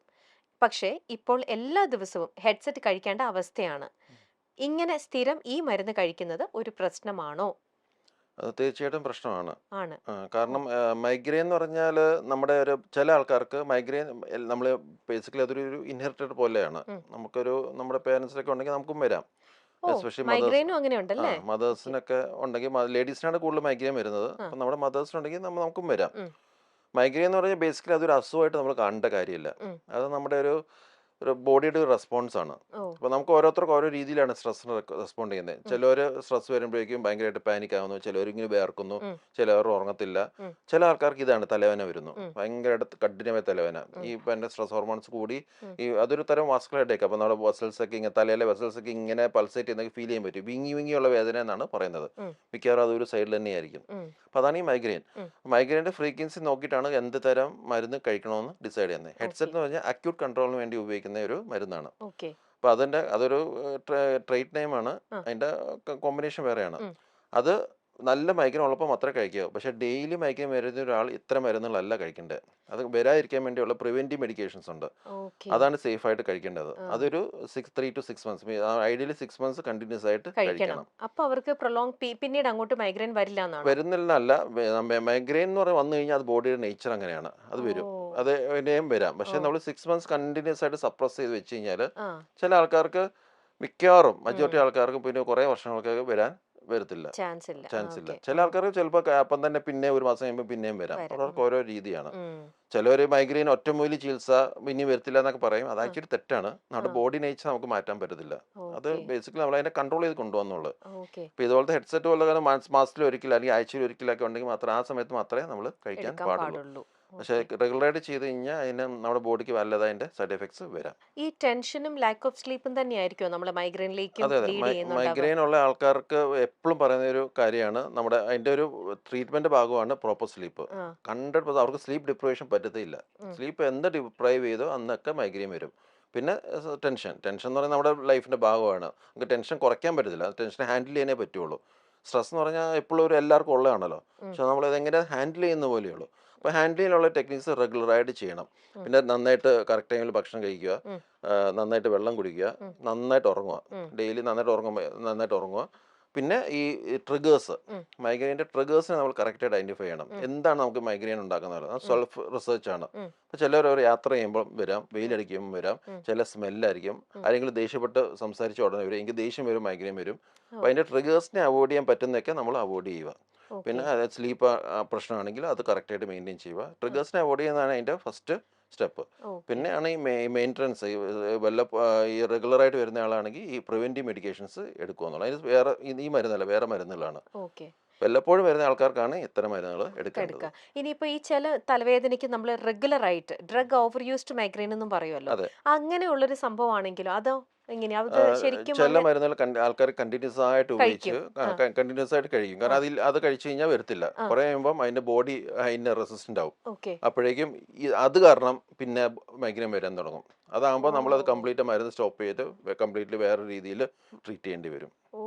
അതങ്ങനെയുണ്ട്. അപ്പൊ അതൊക്കെ നമ്മളൊരു കോമൺ മാൻ മനസ്സിലാക്കേണ്ടത് അത് എങ്ങനെയാണ്. നമ്മളിപ്പോ ഒരു മെഡിസിൻ കഴിച്ചിട്ട് നമുക്ക് വീണ്ടും മൈഗ്രെയിൻ മാറുന്നില്ല എന്ന് കാണുമ്പോഴാണ് എങ്ങനെയാണ് അത് കുറച്ചാള് മരുന്ന് കഴിച്ചു, നല്ല റിലീഫ് കിട്ടി, അവരൊരു 5-6 മാസം കഴിച്ചു, റിലീഫ് കിട്ടി. അപ്പൊ പിന്നെ അവര് പിന്നെ പതുക്കെ അതവരെ നിർത്തും, തലവേദന പിന്നെയും വരുന്നു, അവർ പിന്നെ അത് കണ്ടിന്യൂ ചെയ്യുന്നു.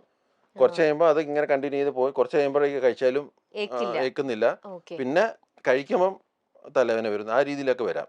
അതാണ് ഡ്രഗ് ഇൻഡ്യൂസ്ഡ് ആയിട്ട് മൈഗ്രെയിൻ വരുന്നത്. അങ്ങനെയൊക്കെ വരാം. അപ്പം അങ്ങനെയൊക്കെ വരുമ്പം ആ മരുന്ന് മാറ്റുക എന്നുള്ളതാണ്. ആ ബോഡിയുടെ ആ ഒരു റിതം നമ്മൾ ചേഞ്ച് ചെയ്യണം. അത് നമ്മൾ ചെയ്യേണ്ടത്. നമ്മൾ എപ്പോഴും ഇങ്ങനെ അലേർട്ട് ആയിട്ട് ഇരിക്കണം അല്ലേ? മൈഗ്രെയിൻ ഒരിക്കലും പേടിക്കേണ്ട ഒരു അസുഖമേ അല്ല.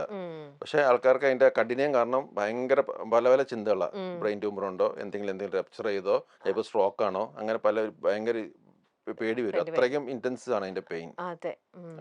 ഡോക്ടർ, ഞാൻ OCD ഉള്ള ഒരാളാണ്. എനിക്ക് OCD ഓൺ തോട്ട്സ് ആണ്. ഇത് കാരണം എനിക്ക് മെമ്മറി ഇഷ്യൂസ് കുറേ വരുന്നു. പല കാര്യങ്ങളും പെട്ടെന്ന് മറന്നു പോകുന്നു. മറന്നാൽ ഉടൻ ആങ്സൈറ്റി വരും, പിന്നെ സമാധാനം പോകുന്നു. ഇത് എന്റെ ബ്രെയിൻ ഹെൽത്തിനെ ബാധിക്കുമോ? ഡെഫിനറ്റ്ലി. കാരണം അതെ, ഡെഫിനറ്റ്ലി ബാധിക്കും. കാരണം എന്ന് വെച്ച് കഴിഞ്ഞാൽ ആങ്സൈറ്റി ഉള്ള ആൾക്കാർക്ക് സ്ട്രെസ് ലെവൽ ഭയങ്കരമായിട്ട് കൂടും. സ്ട്രെസ് ലെവൽ കൂടുമ്പോഴേക്കും ഈ മെമ്മറി കൺസോൾട്ടേഷൻ ഒന്നും പ്രോപ്പർ നടക്കുന്നത്. അതുകൊണ്ടാണ് ഈ പെട്ടെന്ന് അവിടുന്ന് കാര്യങ്ങൾ മറന്നു പോകുന്നത്. ബ്രെയിനിലെ ആ ഒരു നോർമൽ റിതം ഉണ്ടല്ലോ, അത് വർക്ക് ചെയ്യുന്നില്ല ഹൈ സ്ട്രെസ് കാരണം. അപ്പം ഡെഫിനറ്റ്ലി നമ്മൾ ഈ OCD എന്താണുള്ളതും അതിനൊരു കറക്റ്റായിട്ടുള്ള ട്രീറ്റ്മെൻറ്റ് നമ്മൾ എടുത്തിരിക്കണം. എന്നാലേ ഈ കംപ്ലീറ്റ് സൈക്കിൾ നമുക്ക് ബ്രേക്ക് ചെയ്യാൻ പറ്റത്തുള്ളൂ. അങ്ങനെ OCDക്ക് ഒരു ട്രീറ്റ്മെന്റ് ആയിട്ട് ടാബ്ലറ്റ് ആയിട്ട് അങ്ങനെയുണ്ട്? ടാബ്ലറ്റ് ഉണ്ട്, പക്ഷെ അതിന്റെ മുമ്പ് തന്നെ സൈക്കോളജിസ്റ്റിനെ കണ്ടിട്ട് അതിന്റെ പ്രോപ്പർ ഒരു കൗൺസിലിംഗ് വേണം. കുറെ OCDs ഒക്കെ നമുക്ക് അല്ലാതെ തന്നെ കൺട്രോൾ ചെയ്യാൻ പറ്റും. മെഡിസിൻസ് ഒക്കെ ഒരു വേറെ ലെവലാണ്, എപ്പോഴും കൊടുക്കണമെന്നില്ല. നമുക്കത് കൺട്രോൾ ചെയ്യണം. OCD ഉള്ള ആൾക്കാർക്ക് എപ്പോഴും ആങ്ഷ്യസ് ആയിരിക്കും, ആവശ്യമില്ലാത്ത ആങ്സൈറ്റിയാണ്.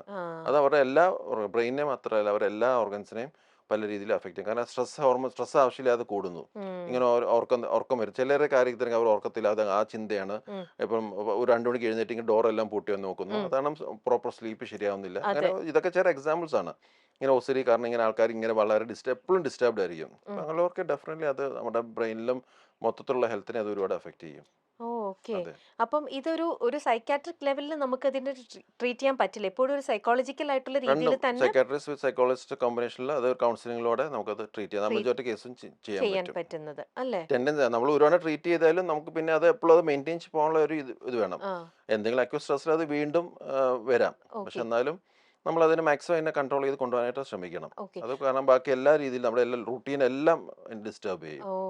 അപ്പൊ ഇത് കാരണം ചിലപ്പം IBS, ഇറിറ്റേറ്റഡ് ബവൽ സിൻഡ്രോം, അതും എങ്ങനെയാ ഡോക്ടർ? ഇറിറ്റേറ്റഡ് ബവൽ സിൻഡ്രോമും ഇതുപോലെ തന്നെ ഒരു ഫങ്ഷണൽ ഈ ആങ്സൈറ്റിയുടെ കൂടെ വരുന്നതാണ്.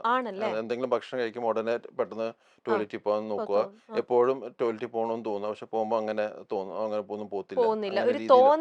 അതെ, ബേസിക്കലി ഗാസ്ട്രിക് മോട്ടിലിറ്റി ഒക്കെ ഭയങ്കരമായിട്ട് എക്സൈറ്റഡ് ആവുന്നതിന്റെ ഒരു ഭാഗമായിട്ടാണ് എന്ത് ടെസ്റ്റ് ചെയ്ത് നോക്കിയാലും നോർമൽ ആയിരിക്കും. അപ്പോൾ അതൊക്കെ അല്ല ഈ സൈക്കോളജിക്കലി ഒരു മൈൻഡ് ഭയങ്കരമായിട്ട് ബോഡി ഇങ്ങനെ ഭയങ്കര എക്സൈറ്റബിൾ ആകുമ്പോൾ അതിൻ്റെ ഭാഗമായിട്ട് ഉണ്ടാകുന്ന ഓരോ ചേഞ്ചസ് ആണ്.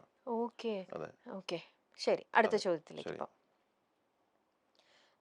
ഡോക്ടർ, കഴിഞ്ഞ ദിവസം ഞാൻ ഒരു ഫ്രണ്ടുമായി വഴക്കുണ്ടാക്കി. എനിക്ക് നല്ല ടെൻഷൻ വന്നപ്പോൾ പെട്ടെന്ന് വീണുപോയി. ഉം, എനിക്ക് എഴുന്നേൽക്കാൻ പറ്റാതെ പെട്ടെന്ന് ബലം പിടുത്തം കൂടിപ്പോയി. ഉം, നുരയും പതിയും ഒന്നും വന്നില്ല. ഉം. ഇത് ശരിക്കും അപസ്മാരമാകാൻ എന്തേലും സാധ്യത ഉണ്ടോ? ഇത് അക്യൂട്ട് സ്ട്രെസ്സിന്റെ ഭാഗമായിട്ട് പലർക്കും സിങ്കോപ്പ് വരാം. ഉം. പെട്ടെന്ന് തളറി വന്നിട്ട് പെട്ടെന്ന് ടെൻഷൻ വരുന്നു ഇത് ആൾക്കാർ. ഫിക്സ് ആണോ ഡോക്ടർ ആക്ച്വലി? ഫിറ്റ്സ് ആണ് പ്രൂവ് ചെയ്യണമെങ്കിൽ നമ്മൾ EG എടുത്ത് നോക്കണം. ഓക്കെ. മിക്കവാറും ഇത് സൂഡോ സീഷർ പോലെ വരാം. അത് ഉം. ഫിറ്റ്സ് അല്ല, നമ്മൾ ഫിറ്റ്സിന്റെ ലക്ഷണങ്ങളെ കാണിക്കും. കാണിക്കും. പക്ഷേ നമുക്ക് ഒരാൾക്ക് ശരിക്കും ഫിറ്റ്സ് വന്നിട്ടുണ്ടെങ്കിൽ അത് പല രീതിയിൽ, അത് ബേസിക്കലി നമുക്ക് ഒരു വിറയൽ പോലെ വരാം, ഉം. കണ്ണിങ്ങനെ മുകളിലോട്ട് ഉം. കയറി പോകുന്ന വരാം, മേപ്പിൽ അതെ അതെ ഇങ്ങനെ മുകളിലോട്ട് പോകുന്ന ഉം. പോലെ വരാം, ഉം. പതയൻ ജ്വരമൊക്കെ വരാം. ആ. ഇത് സൂഡോ സീഷറിലും കാണും. ഓക്കെ. പക്ഷെ വേറെ ചില കാര്യങ്ങളുണ്ട്, അതായത് നാക്ക് കടിക്കുന്നത്, ആ. നാക്ക് കടിച്ച് പൊട്ടിക്കുന്നത്, അല്ലെങ്കിൽ ഓ. അറിയാതെ യൂറിൻ പോകുന്നത്. ഓ. ഇത് ആർക്കും അഭിനയിക്കാൻ പറ്റത്തില്ല. അപ്പം അതൊക്കെ ഉണ്ടെങ്കിൽ അത് ചിലപ്പോൾ സീഷറിനുള്ള ലക്ഷണമാണ്. Pseudo okay. സീഷർ വളരെ കോമൺ ആണ്. ഉം.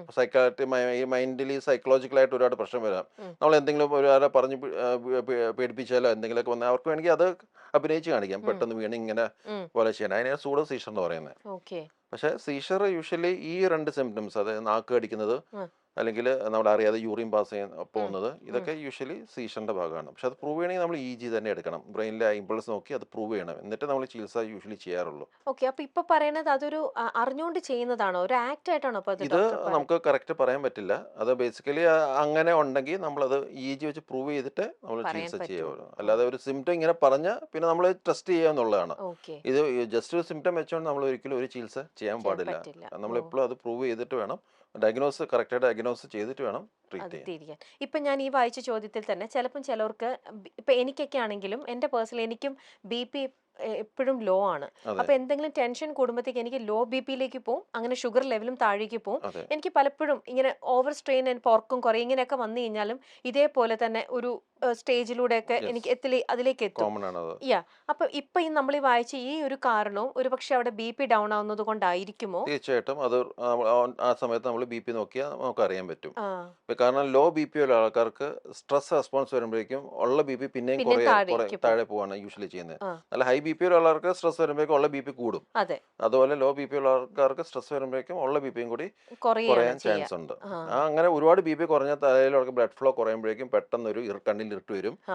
പെട്ടെന്നൊരു സിങ്കോപ്പ് പോലെ വരും. വീഴാൻ ചാൻസ് ഉണ്ട്. അത് ഈ ഓക്കെ. പെട്ടെന്ന് എന്തെങ്കിലും സ്ട്രെസ് വരും, അല്ലെങ്കിൽ കുറേ നേരം വെയിലത്ത് നിന്ന് ഡീഹൈഡ്രേഷൻ അടിക്കുമ്പം ആ. ശരീരത്തിൽ ജലാംശം കുറയുമ്പം ആ. BP കുറയാൻ തുടങ്ങും. കുറയും. BP കുറയുമ്പോൾ ഇതുപോലെ തലയിലുള്ള ബ്ലഡ് ഫ്ലോ കുറയുന്നു, ഓക്കെ. അതുപോലെ കണ്ണിലിരുട്ട് വന്നു. ഇരുട്ട് അതായത് വരും. തലയിലെ ബ്ലഡ് ഫ്ലോ കുറയുമ്പോഴാണ് ഈ കണ്ണിലിരുട്ട് വന്ന് പറഞ്ഞത്. ആ. ആദ്യം ഒരു ഇരുട്ട് പോലെ അവർ പറയുന്നത്, കണ്ണിൽ ഇരുട്ട് പോലെ തോന്നി, പിന്നെ ഒന്നും ഓർമ്മയില്ല. ആ. ഇതാണ് അവർ ഓക്കെ. പറയുന്നത്. ഓ. അപ്പം ബേസിക്കലി ആ സമയത്ത് ആൾ പെട്ടെന്ന് ബ്ലാങ്ക് ഔട്ട് ആയി വീഴുക, ഓക്കെ. അപ്പൊ നമ്മുടെ ഇവിടുത്തെ ബ്ലഡ് ഫ്ലോ കുറയുമ്പോഴാണ് ആ ഒരു കണ്ണിലിരുട്ട് വരുന്നത്. സ്റ്റേജിലേക്ക് ആ ഒരു എത്തുക. സിംറ്റമാണ് സിങ്കോപ്പ് എന്ന് പറഞ്ഞ കണ്ടീഷനിൽ ചെയ്യുന്നത്. ഓക്കെ. നമ്മുടെ ഞാനൊരു ഇത് ചോദിച്ചോട്ടെ, ഇപ്പൊ ഞാൻ ഇതിന്റെ ഒരു ഇതായതുകൊണ്ട് തന്നെ ലോ BPക്ക് എന്തുകൊണ്ടാ മരുന്ന് ഇതുവരേക്കും ഇപ്പോഴും സ്റ്റിൽ സ്റ്റഡി നടക്കുകയാണ്, ലോ അതിനെന്തുകൊണ്ട് BPക്ക് മരുന്നുണ്ട്, മരുന്ന് അതിനായിട്ടൊരു ടാബ്ലറ്റ് ആയിട്ട് കണ്ടുപിടിച്ചിട്ടുണ്ടോ? ടാബ്ലറ്റ് ഉണ്ട്. പക്ഷെ അത് നമ്മൾ വളരെ റെയർ കേസിലേ കൊടുക്കാറുള്ളൂ. അതെന്തുകൊണ്ടാ അങ്ങനെ വരണത്? അത് ബേസിക്കലി നമ്മൾ ലോ BP ഉള്ളപ്പം നമ്മൾ ബേസിക്കലി നമ്മുടെ ഫ്ലൂയിഡ് ഇൻടേക്ക് കൂട്ടുവാനും ആ. അങ്ങനത്തെ സോൾട്ട് ഇൻടേക്ക് കൂട്ടുവാനും അങ്ങനത്തെ ഉള്ള കാര്യങ്ങളാണ്. മജോറിറ്റി 99% ആൾക്കാർക്കും അത് മതി.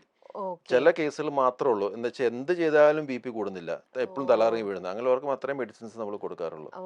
അത് പക്ഷേ ഒരു കാർഡിയോളജിസ്റ്റിനെ കണ്ടിട്ട് വേണം അത് സ്റ്റാർട്ട് ചെയ്യാൻ. ചെയ്യാനായിട്ട്. അതങ്ങനെ ഒരു BP കൂട്ടാനുള്ള മരുന്നുകൾ എന്ന് പറഞ്ഞാൽ അതെപ്പോഴും അതിൻ്റെതായ ഒരുപാട് പ്രിക്കോഷൻസ് എടുക്കണം. ഓ. അപ്പോൾ അതുകൊണ്ട് വളരെ റെയർ ഇൻസ്റ്റൻസിൽ മാത്രമേ നമ്മളത് കൊടുക്കാൻ കൊടുക്കാറുള്ളൂ. പറ്റും. ഓക്കെ. ശരി, അടുത്ത ചോദ്യം വായിക്കട്ടെ. ഓക്കെ. ഡോക്ടർ, ഞാൻ വെള്ളം കുടിക്കുന്നത് പൊതുവെ കുറവാണ്. നോർമൽ വാട്ടർ കുടിക്കാൻ എനിക്ക് ഇഷ്ടമല്ല. എനിക്ക് മൈഗ്രെയിൻ ഉൾപ്പെടെ തലവേദന കൂടാൻ ഇതാകുമോ ഒരു കാരണം? മൈഗ്രെയിൻ്റെ വളരെ പ്രിവെൻറ്റീവായിട്ട് പറയുന്നതിൻ്റെ ഒരു പ്രധാനപ്പെട്ട ഹാബിറ്റ് എന്ന് പറഞ്ഞാൽ നന്നായിട്ട് വെള്ളം കുടിക്കുക എന്നുള്ളതാണ്. ഒരു കാരണവശാലും ശരീരത്തിൽ ജലാംശം കുറയാൻ പാടില്ല. ഓ. അത് കുറഞ്ഞു ഓക്കെ. കഴിഞ്ഞാൽ മൈഗ്രെയിൻ ടെൻഡൻസി ഉള്ളവർക്ക് പെട്ടെന്ന് മൈഗ്രെയിൻ വരും. അപ്പോൾ ഉം. ശരിക്കും നമ്മൾ മൈഗ്രെയിൻ ഉള്ളവർക്ക് രാവിലെ എഴുന്നേൽക്കുമ്പോൾ തന്നെ നന്നായിട്ട് വയറ് നിറച്ച് വെള്ളം കുടിക്കുക. ഉം. ഡെയിലി ഒരു 5 to 7 ടൈംസ് എങ്കിലും യൂറിൻ പാസ് ചെയ്യണം. ഉം. അത്രയും യൂറിൻ പാസ് ചെയ്യുമ്പോൾ അത്രയും ശരീരത്തിൽ ജലാംശം ഉണ്ടെന്നാണ് എൻ്റെ അർത്ഥം. ആ. അത് എപ്പോഴും ഒരു ഹാബിറ്റ് ആക്കി വെക്കണം. അപ്പം ഓ മൈഗ്രെയിൻ ഉള്ളവർ ഈ അതിൻ്റെ ഒരു ട്രിഗറാണ് ഡീഹൈഡ്രേഷൻ, അല്ലെങ്കിൽ ഓക്കെ ജലാംശം കുറയുന്നത്. ആ അപ്പം ഡെഫിനറ്റ്ലി അവർ ശരിക്കും വെള്ളം കുടിച്ച് ശീലിക്കണം. അപ്പൊ ഏകദേശം അങ്ങനെയുള്ളവർ കുടിക്കേണ്ടത് എത്ര 3 ലിറ്റർ ആണോ അതോ ഒരു 3-3.5 ലിറ്റർ ഓരോരുത്തർക്ക് ഓരോ രീതി വെച്ച് ഒരുപാട് സെറ്റ് ചെയ്യുന്ന ആൾക്കാരാണെങ്കിൽ കൂടുതൽ കുടിക്കണം. ഓക്കെ അപ്പം ബേസിക്കലി അതിൻ്റെ ഒരു അളവെന്ന് പറഞ്ഞാൽ ഒരു നമുക്ക് എപ്പോഴും മെഷർ ചെയ്യാനോ ഒന്നും പറ്റത്തില്ല. അതെ നമുക്ക് ഏകദേശം ഒരു 5 to 7 ടൈംസ് യൂറിൻ പാസ് ചെയ്യുന്നുണ്ടെങ്കിൽ നമുക്ക് അതിൻ്റെ അർത്ഥം 5 ഇത്രയും ടൈംസ് നമ്മൾ എങ്കിലും യൂറിൻ പാസ് ചെയ്യുക, ഓക്കെ വെള്ളം കുടിക്കുക, യൂറിൻ പാസ് ചെയ്യുക. അപ്പം ബോഡി സർക്കുലേഷൻ ഇങ്ങനെ മെയിൻറ്റെയിൻ ചെയ്തുകൊണ്ടിരിക്കുക. ചെയ്തോണ്ടിരിക്കും. പല ഓക്കെ ആൾക്കാർ വെള്ളം കുടിക്കത്തില്ല, യൂറിൻ പാസ് ചെയ്യത്തില്ല. അതെല്ലാം ബോഡിക്ക് ഓരോ പ്രശ്നങ്ങൾ ഉണ്ടാക്കും. ഉണ്ടാക്കും. ഓക്കെ ശരി ഡോക്ടർ. ബ്രെയിൻ ഡെത്ത് സംഭവിച്ച ഒരാൾക്ക് എന്തൊക്കെ അവയവങ്ങൾ ദാനം ചെയ്യാൻ സാധിക്കും? അതെ, ബ്രെയിൻ ഡെഡ് എന്ന് വെച്ച് കഴിഞ്ഞാൽ അതിൻ്റെ കൺസെപ്റ്റ് എന്ന് വെച്ച് കഴിഞ്ഞാൽ തലച്ചോറിൻ്റെ പ്രവർത്തനം ഇല്ല, പക്ഷെ ബാക്കിയുള്ള അവയവങ്ങളൊക്കെ ഉം. വർക്ക് ചെയ്യുന്നുള്ളതാണ്. ഇപ്പം കോമൺ ആയിട്ട് അങ്ങനത്തെ ഒരു കേസിൽ ഏറ്റവും ഇപ്പോഴത്തെ ആവശ്യം ഉള്ള ഓർഗൻ എന്ന് വെച്ചാൽ എപ്പോഴും കിഡ്നിയും ലിവറുമാണ്. ഉം. പിന്നെയുള്ള ഓർഗൻസ് ഡൊണേറ്റ് ചെയ്യാൻ പറഞ്ഞാൽ ഹാർട്ട് നമുക്ക് ഉം. ഡൊണേറ്റ് ചെയ്യാൻ പറ്റും. ഉം. നമ്മുടെ കണ്ണ് ഡെഫിനറ്റ്ലി, ഉം. നമ്മുടെ കണ്ണ് കോർണിയ, നമുക്ക് കണ്ണല്ല കോർണിയ കോർണിയ. അതിൻ്റെ മാത്രം ഉം. ചെയ്യാൻ പറ്റും. ഉം. പിന്നെ ഇപ്പോഴത്തെ ഇതിൽ ചില സ്പെഷ്യൽ കണ്ടീഷനിൽ നമ്മളിപ്പോൾ ഇൻറ്റസ്റ്റൈൻ ഡൊണേഷന് പറ്റുന്നുണ്ട്, ഓ വളരെ റെയർ ആയിട്ട്. ഓ കുടലിന് ചില ആൾക്കാർക്ക് കംപ്ലീറ്റ് ആമാശയം ഡാമേജ് ആയിരിക്കും. ആ അപ്പം അങ്ങനെയുള്ളവർക്ക് ഇൻറ്റസ്റ്റൈൻ ട്രാൻസ്പ്ലാന്റ് ഒക്കെ റെയർ ആയിട്ട് നടക്കാറുണ്ട്. ഉം.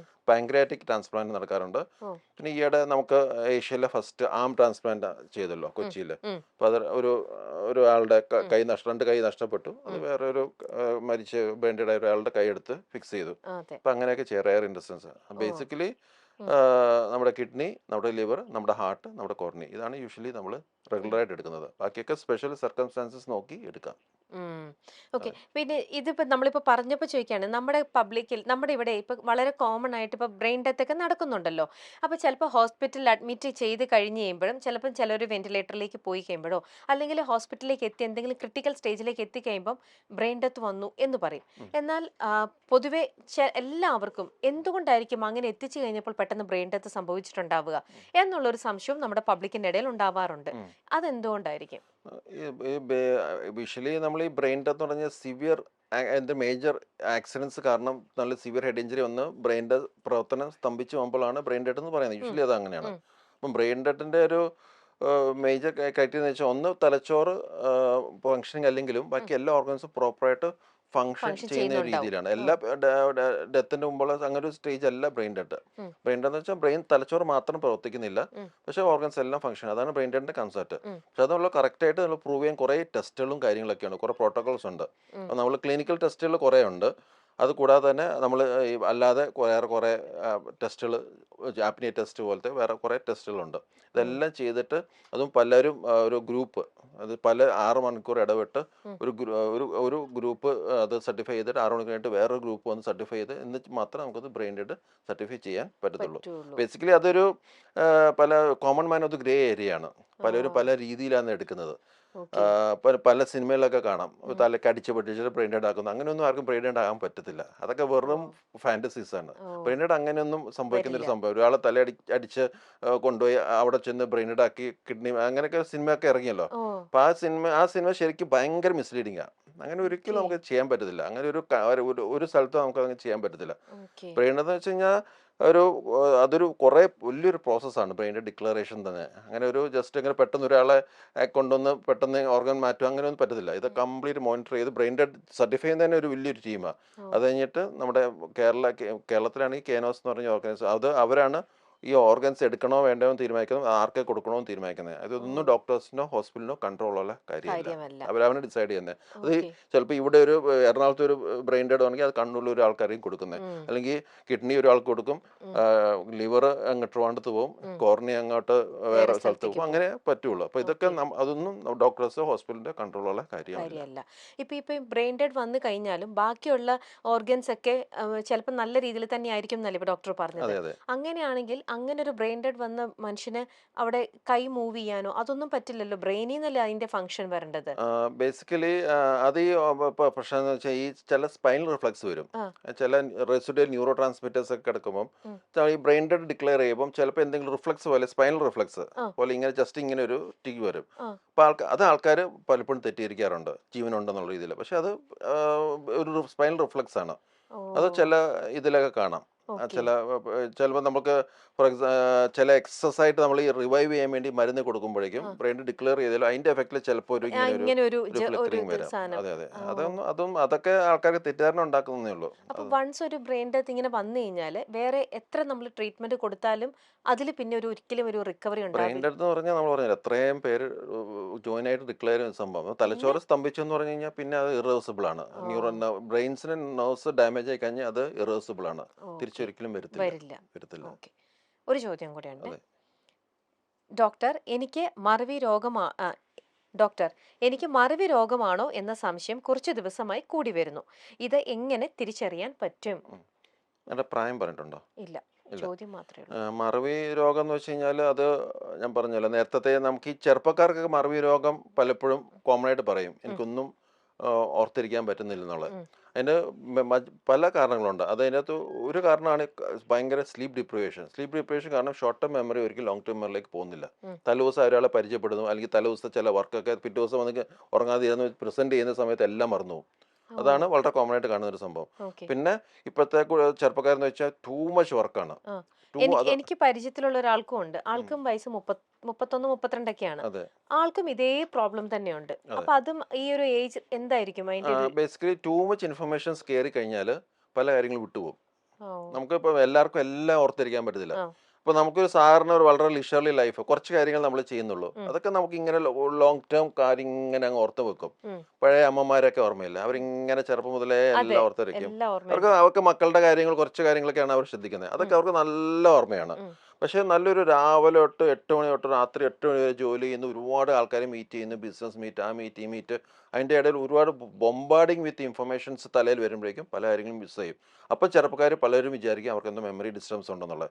അത് ടൂ മച്ച് ഇൻഫർമേഷൻ വരും. ഡെഫിനറ്റ്ലി അത് നാച്ചുറലായിട്ട് അത് പലതും നമ്മുടെ മൈൻഡിൽ നിന്ന് അത് പോകും. അതൊരു മറ്റൊരു രീതി. പിന്നെ ഈ നേരത്തെ പറഞ്ഞ പോലെ സ്ലീപ്പ് ഡിപ്രവേഷൻ കാരണം ഉണ്ടാകുന്ന ഇത്. പക്ഷെ എന്നാലും നമുക്കൊരു ശരിക്കൊരു പ്രോബ്ലം ഉണ്ടെങ്കിൽ നമ്മളത് എന്തായാലും ഒരു MRI എടുത്ത് നോക്കിയിട്ട് ബ്രെയിനിലെ സ്ട്രക്ചറിൽ എന്തെങ്കിലും പ്രശ്നങ്ങളുണ്ടോ എന്ന് നമുക്ക് നോക്കണം. ക്ലിയർ ആയി. അതില്ലെങ്കിൽ പിന്നെ നമ്മൾ ചെയ്യുന്ന കറക്റ്റായിട്ട് സ്ലീപ്പ് മെയിൻറ്റെയിൻ ചെയ്യുക. ചില നല്ല സപ്ലിമെൻറ്റ്സ് നമ്മൾ ബാലൻസ് ഡയറ്റ് കറക്റ്റായിട്ട് ചെയ്യുക. കാരണം നമ്മുടെ ഈ ഫ്രൂട്ട്സ് വെജിറ്റബിൾസ് ഒക്കെ നന്നായിട്ട് കൂട്ടുക. നമ്മുടെ ചില ഈ ഒമേഗ ഫാറ്റി ആസിഡ് സപ്ലിമെന്റ്സ്, പിന്നെ ഗ്രീൻ ടീ, പിന്നെ ഈ ചില ഗ്രേപ്സിലൊക്കെ റെസ്വെട്രോൾ, ഇതൊക്കെ ബേസിക്കലി മെമ്മറിക്ക് ഹെൽപ്പ് ചെയ്യുന്ന കുറേ സാധനങ്ങളാണ്. അതൊക്കെ നമ്മൾ പ്രത്യേകം ശ്രദ്ധിക്കുക. അങ്ങനത്തെ കുറേ ഡയറ്റ് സപ്ലിമെന്റ്സും പ്രോപ്പർ സ്ലീപ്പും പിന്നെ നല്ലതായിട്ട് രീതിയിലുള്ള ഹെൽത്തി ലൈഫ് സ്റ്റൈൽ മെയിൻറ്റെയിൻ ചെയ്ത് നമുക്കത് പോവാം. ഇപ്പം ചിലർക്ക് മെമ്മറി ഇമ്പ്രൂവ് ചെയ്യാനായിട്ട് ഉള്ള ചില കാര്യങ്ങളുണ്ട്. അതായത് ബ്രെയിൻ വർക്കൗട്ട്സ് എന്ന് പറഞ്ഞ കൺസെപ്റ്റ് ഉണ്ട്. അത് ബോഡി വർക്കൗട്ട് പോലെ തന്നെ ബ്രെയിൻ വർക്കൗട്ട്. അത് നമ്മളെ ന്യൂറോൺസിനെ സ്റ്റിമുലേറ്റ് ചെയ്യണം. അപ്പം നമ്മുടെ തലച്ചോറിൽ സാധാരണ രീതിയിൽ കുറേ ന്യൂറോൺസ് വെറുതെ കിടക്കുക. നമുക്ക് ട്രില്യൻസ് ഓഫ് ന്യൂറോൺസ് ഉണ്ട്, ബില്യൺസ് അല്ല ട്രില്യൻസ് ഓഫ് ന്യൂറോൺസ് നമ്മുടെ തലച്ചോറിലുണ്ട്. അപ്പോൾ നമ്മൾ ഒരു ഫുൾ ലൈഫ് സ്പാനിൽ എത്രയൊക്കെ ചെയ്താലും അതിനെല്ലാം ഒന്നും നമുക്ക് യൂസ് ചെയ്യാൻ പറ്റത്തില്ല. അപ്പം നമുക്ക് അതിനെ കൂടുതൽ ന്യൂറോൺസ് നമുക്ക് ഇങ്ങനെ വർക്ക് ചെയ്യിപ്പിക്കാം, സ്റ്റിമുലേറ്റ് ചെയ്യിപ്പിക്കാം. അപ്പം അതിനെയാണ് ബ്രെയിൻ വർക്കൗട്ട് എന്ന് തന്നെ. അപ്പം അതിനെയാണ് നമ്മൾ ഈ പഠിക്കുന്നത് തന്നെ ബ്രെയിൻ വർക്കൗട്ടാണ്. പുതിയ പുതിയ പുതിയ കാര്യങ്ങൾ പഠിക്കുന്നത്. പക്ഷെ പഠിച്ചാൽ നമ്മൾ ജോലി കിട്ടിയാൽ നമ്മളത് കണ്ടിന്യൂ ചെയ്യണം. ഒന്നെങ്കിൽ നമുക്ക് ഇഷ്ടമുള്ള പുതിയ പുതിയ ഡിഫറെൻറ്റ് സ്കിൽസ് നമ്മൾ പഠിച്ചുകൊണ്ടിരിക്കുക. നമ്മൾ കുറച്ച് മ്യൂസിക് പഠിക്കുക, അല്ലെങ്കിൽ സ്പോർട്സോ എന്തെങ്കിലും പഠിക്കുക, അങ്ങനെ ഓരോ കാര്യങ്ങൾ പഠിക്കുക. അല്ലെങ്കിൽ ഉള്ള സ്കില്ലിന് തന്നെ അതിൻ്റെ അങ്ങേ അറ്റം വരെ എത്തിക്കുക. കുറേ സ്വിമ്മിങ് പഠിക്കുകയാണെങ്കിൽ ചെറിയ രീതിയിൽ തുടങ്ങുക, പിന്നെ അത് സ്റ്റേറ്റ് ലെവല് സ്കൂൾ ലെവല്, പിന്നെ district level, state level compete ചെയ്യുക, പിന്നെ national level, international level, Olympics, അങ്ങനെ ഹൈ, പിന്നെ അതിനെ തന്നെ പിന്നെയും ചലഞ്ച് ചെയ്യുക. അതും ബ്രെയിൻ വർക്കൗട്ടാണ്. പിന്നെ മെന്റൽ എക്സസൈസസ് ഉണ്ട്. അതും നമുക്ക് ഇഷ്ടമുള്ള മെന്റൽ എക്സസൈസ്. ഇപ്പോൾ ഒരാൾ ഒരു സുഡോക്ക് ഇഷ്ടമാണ് അല്ലെങ്കിൽ പസിൽ ഇഷ്ടമാണെന്ന് ചോദിച്ചാൽ നമ്മളത് ചെയ്യണമെന്ന് ഇൻട്രസ്റ്റ് ആവണമെന്നില്ല. എപ്പോഴും നമ്മൾ പാഷനേറ്റ് ആയിട്ട് ഒരു സാധനം സെലക്ട് ചെയ്ത് അതിനെ പിന്നെയും ചെയ്യുമ്പം അത് ബ്രെയിനിലെ മെമ്മറിയും ബ്രെയിനിലെ ഫംഗ്ഷനിങ്ങും. ഇപ്പം മെമ്മറി മാത്രമല്ല ബ്രെയിനിലെ ഫംഗ്ഷൻ, അത് ചെറിയൊരു പാർട്ട് മാത്രമേ ഉള്ളൂ. ബ്രെയിൻ ഫംഗ്ഷനിങ്ങിൻ്റെ കുറേ സംഭവങ്ങളുണ്ട്. നമ്മളൊരു സിറ്റുവേഷൻ എങ്ങനെ റെസ്പോണ്ട് ചെയ്യുന്നു, നമ്മുടെ എമോഷൻസ് എങ്ങനെ കൺട്രോൾ ചെയ്യുന്നു, ഒരു കറക്റ്റ് ടൈമിൽ എങ്ങനെ ഡിസിഷൻ എടുക്കുന്നു, ഒരു സിറ്റുവേഷനോട് എങ്ങനെ റിയാക്ട് ചെയ്യുന്നു, എല്ലാം ഇതുണ്ട്. ഈവൻ ഹൗ യു സ്പീച്ച്, അതൊക്കെ ഭയങ്കര ബ്രെയിനിലെ ഫംഗ്ഷനാണ്. കറക്റ്റ് ടൈമിൽ ആൾക്കാരെ കൺവിൻസ് ചെയ്ത് കയ്യിലെടുക്കുന്നത്, അതൊക്കെ ഒരു ഭയങ്കര ഒരു ബ്രെയിനിൽ ഒരുപാട് കാര്യങ്ങൾ ഫംഗ്ഷൻ ചെയ്യുന്ന ഒരു സംഭവമാണ്. അപ്പം ഇങ്ങനെ ഒരുപാട് സംഭവങ്ങളുണ്ട്.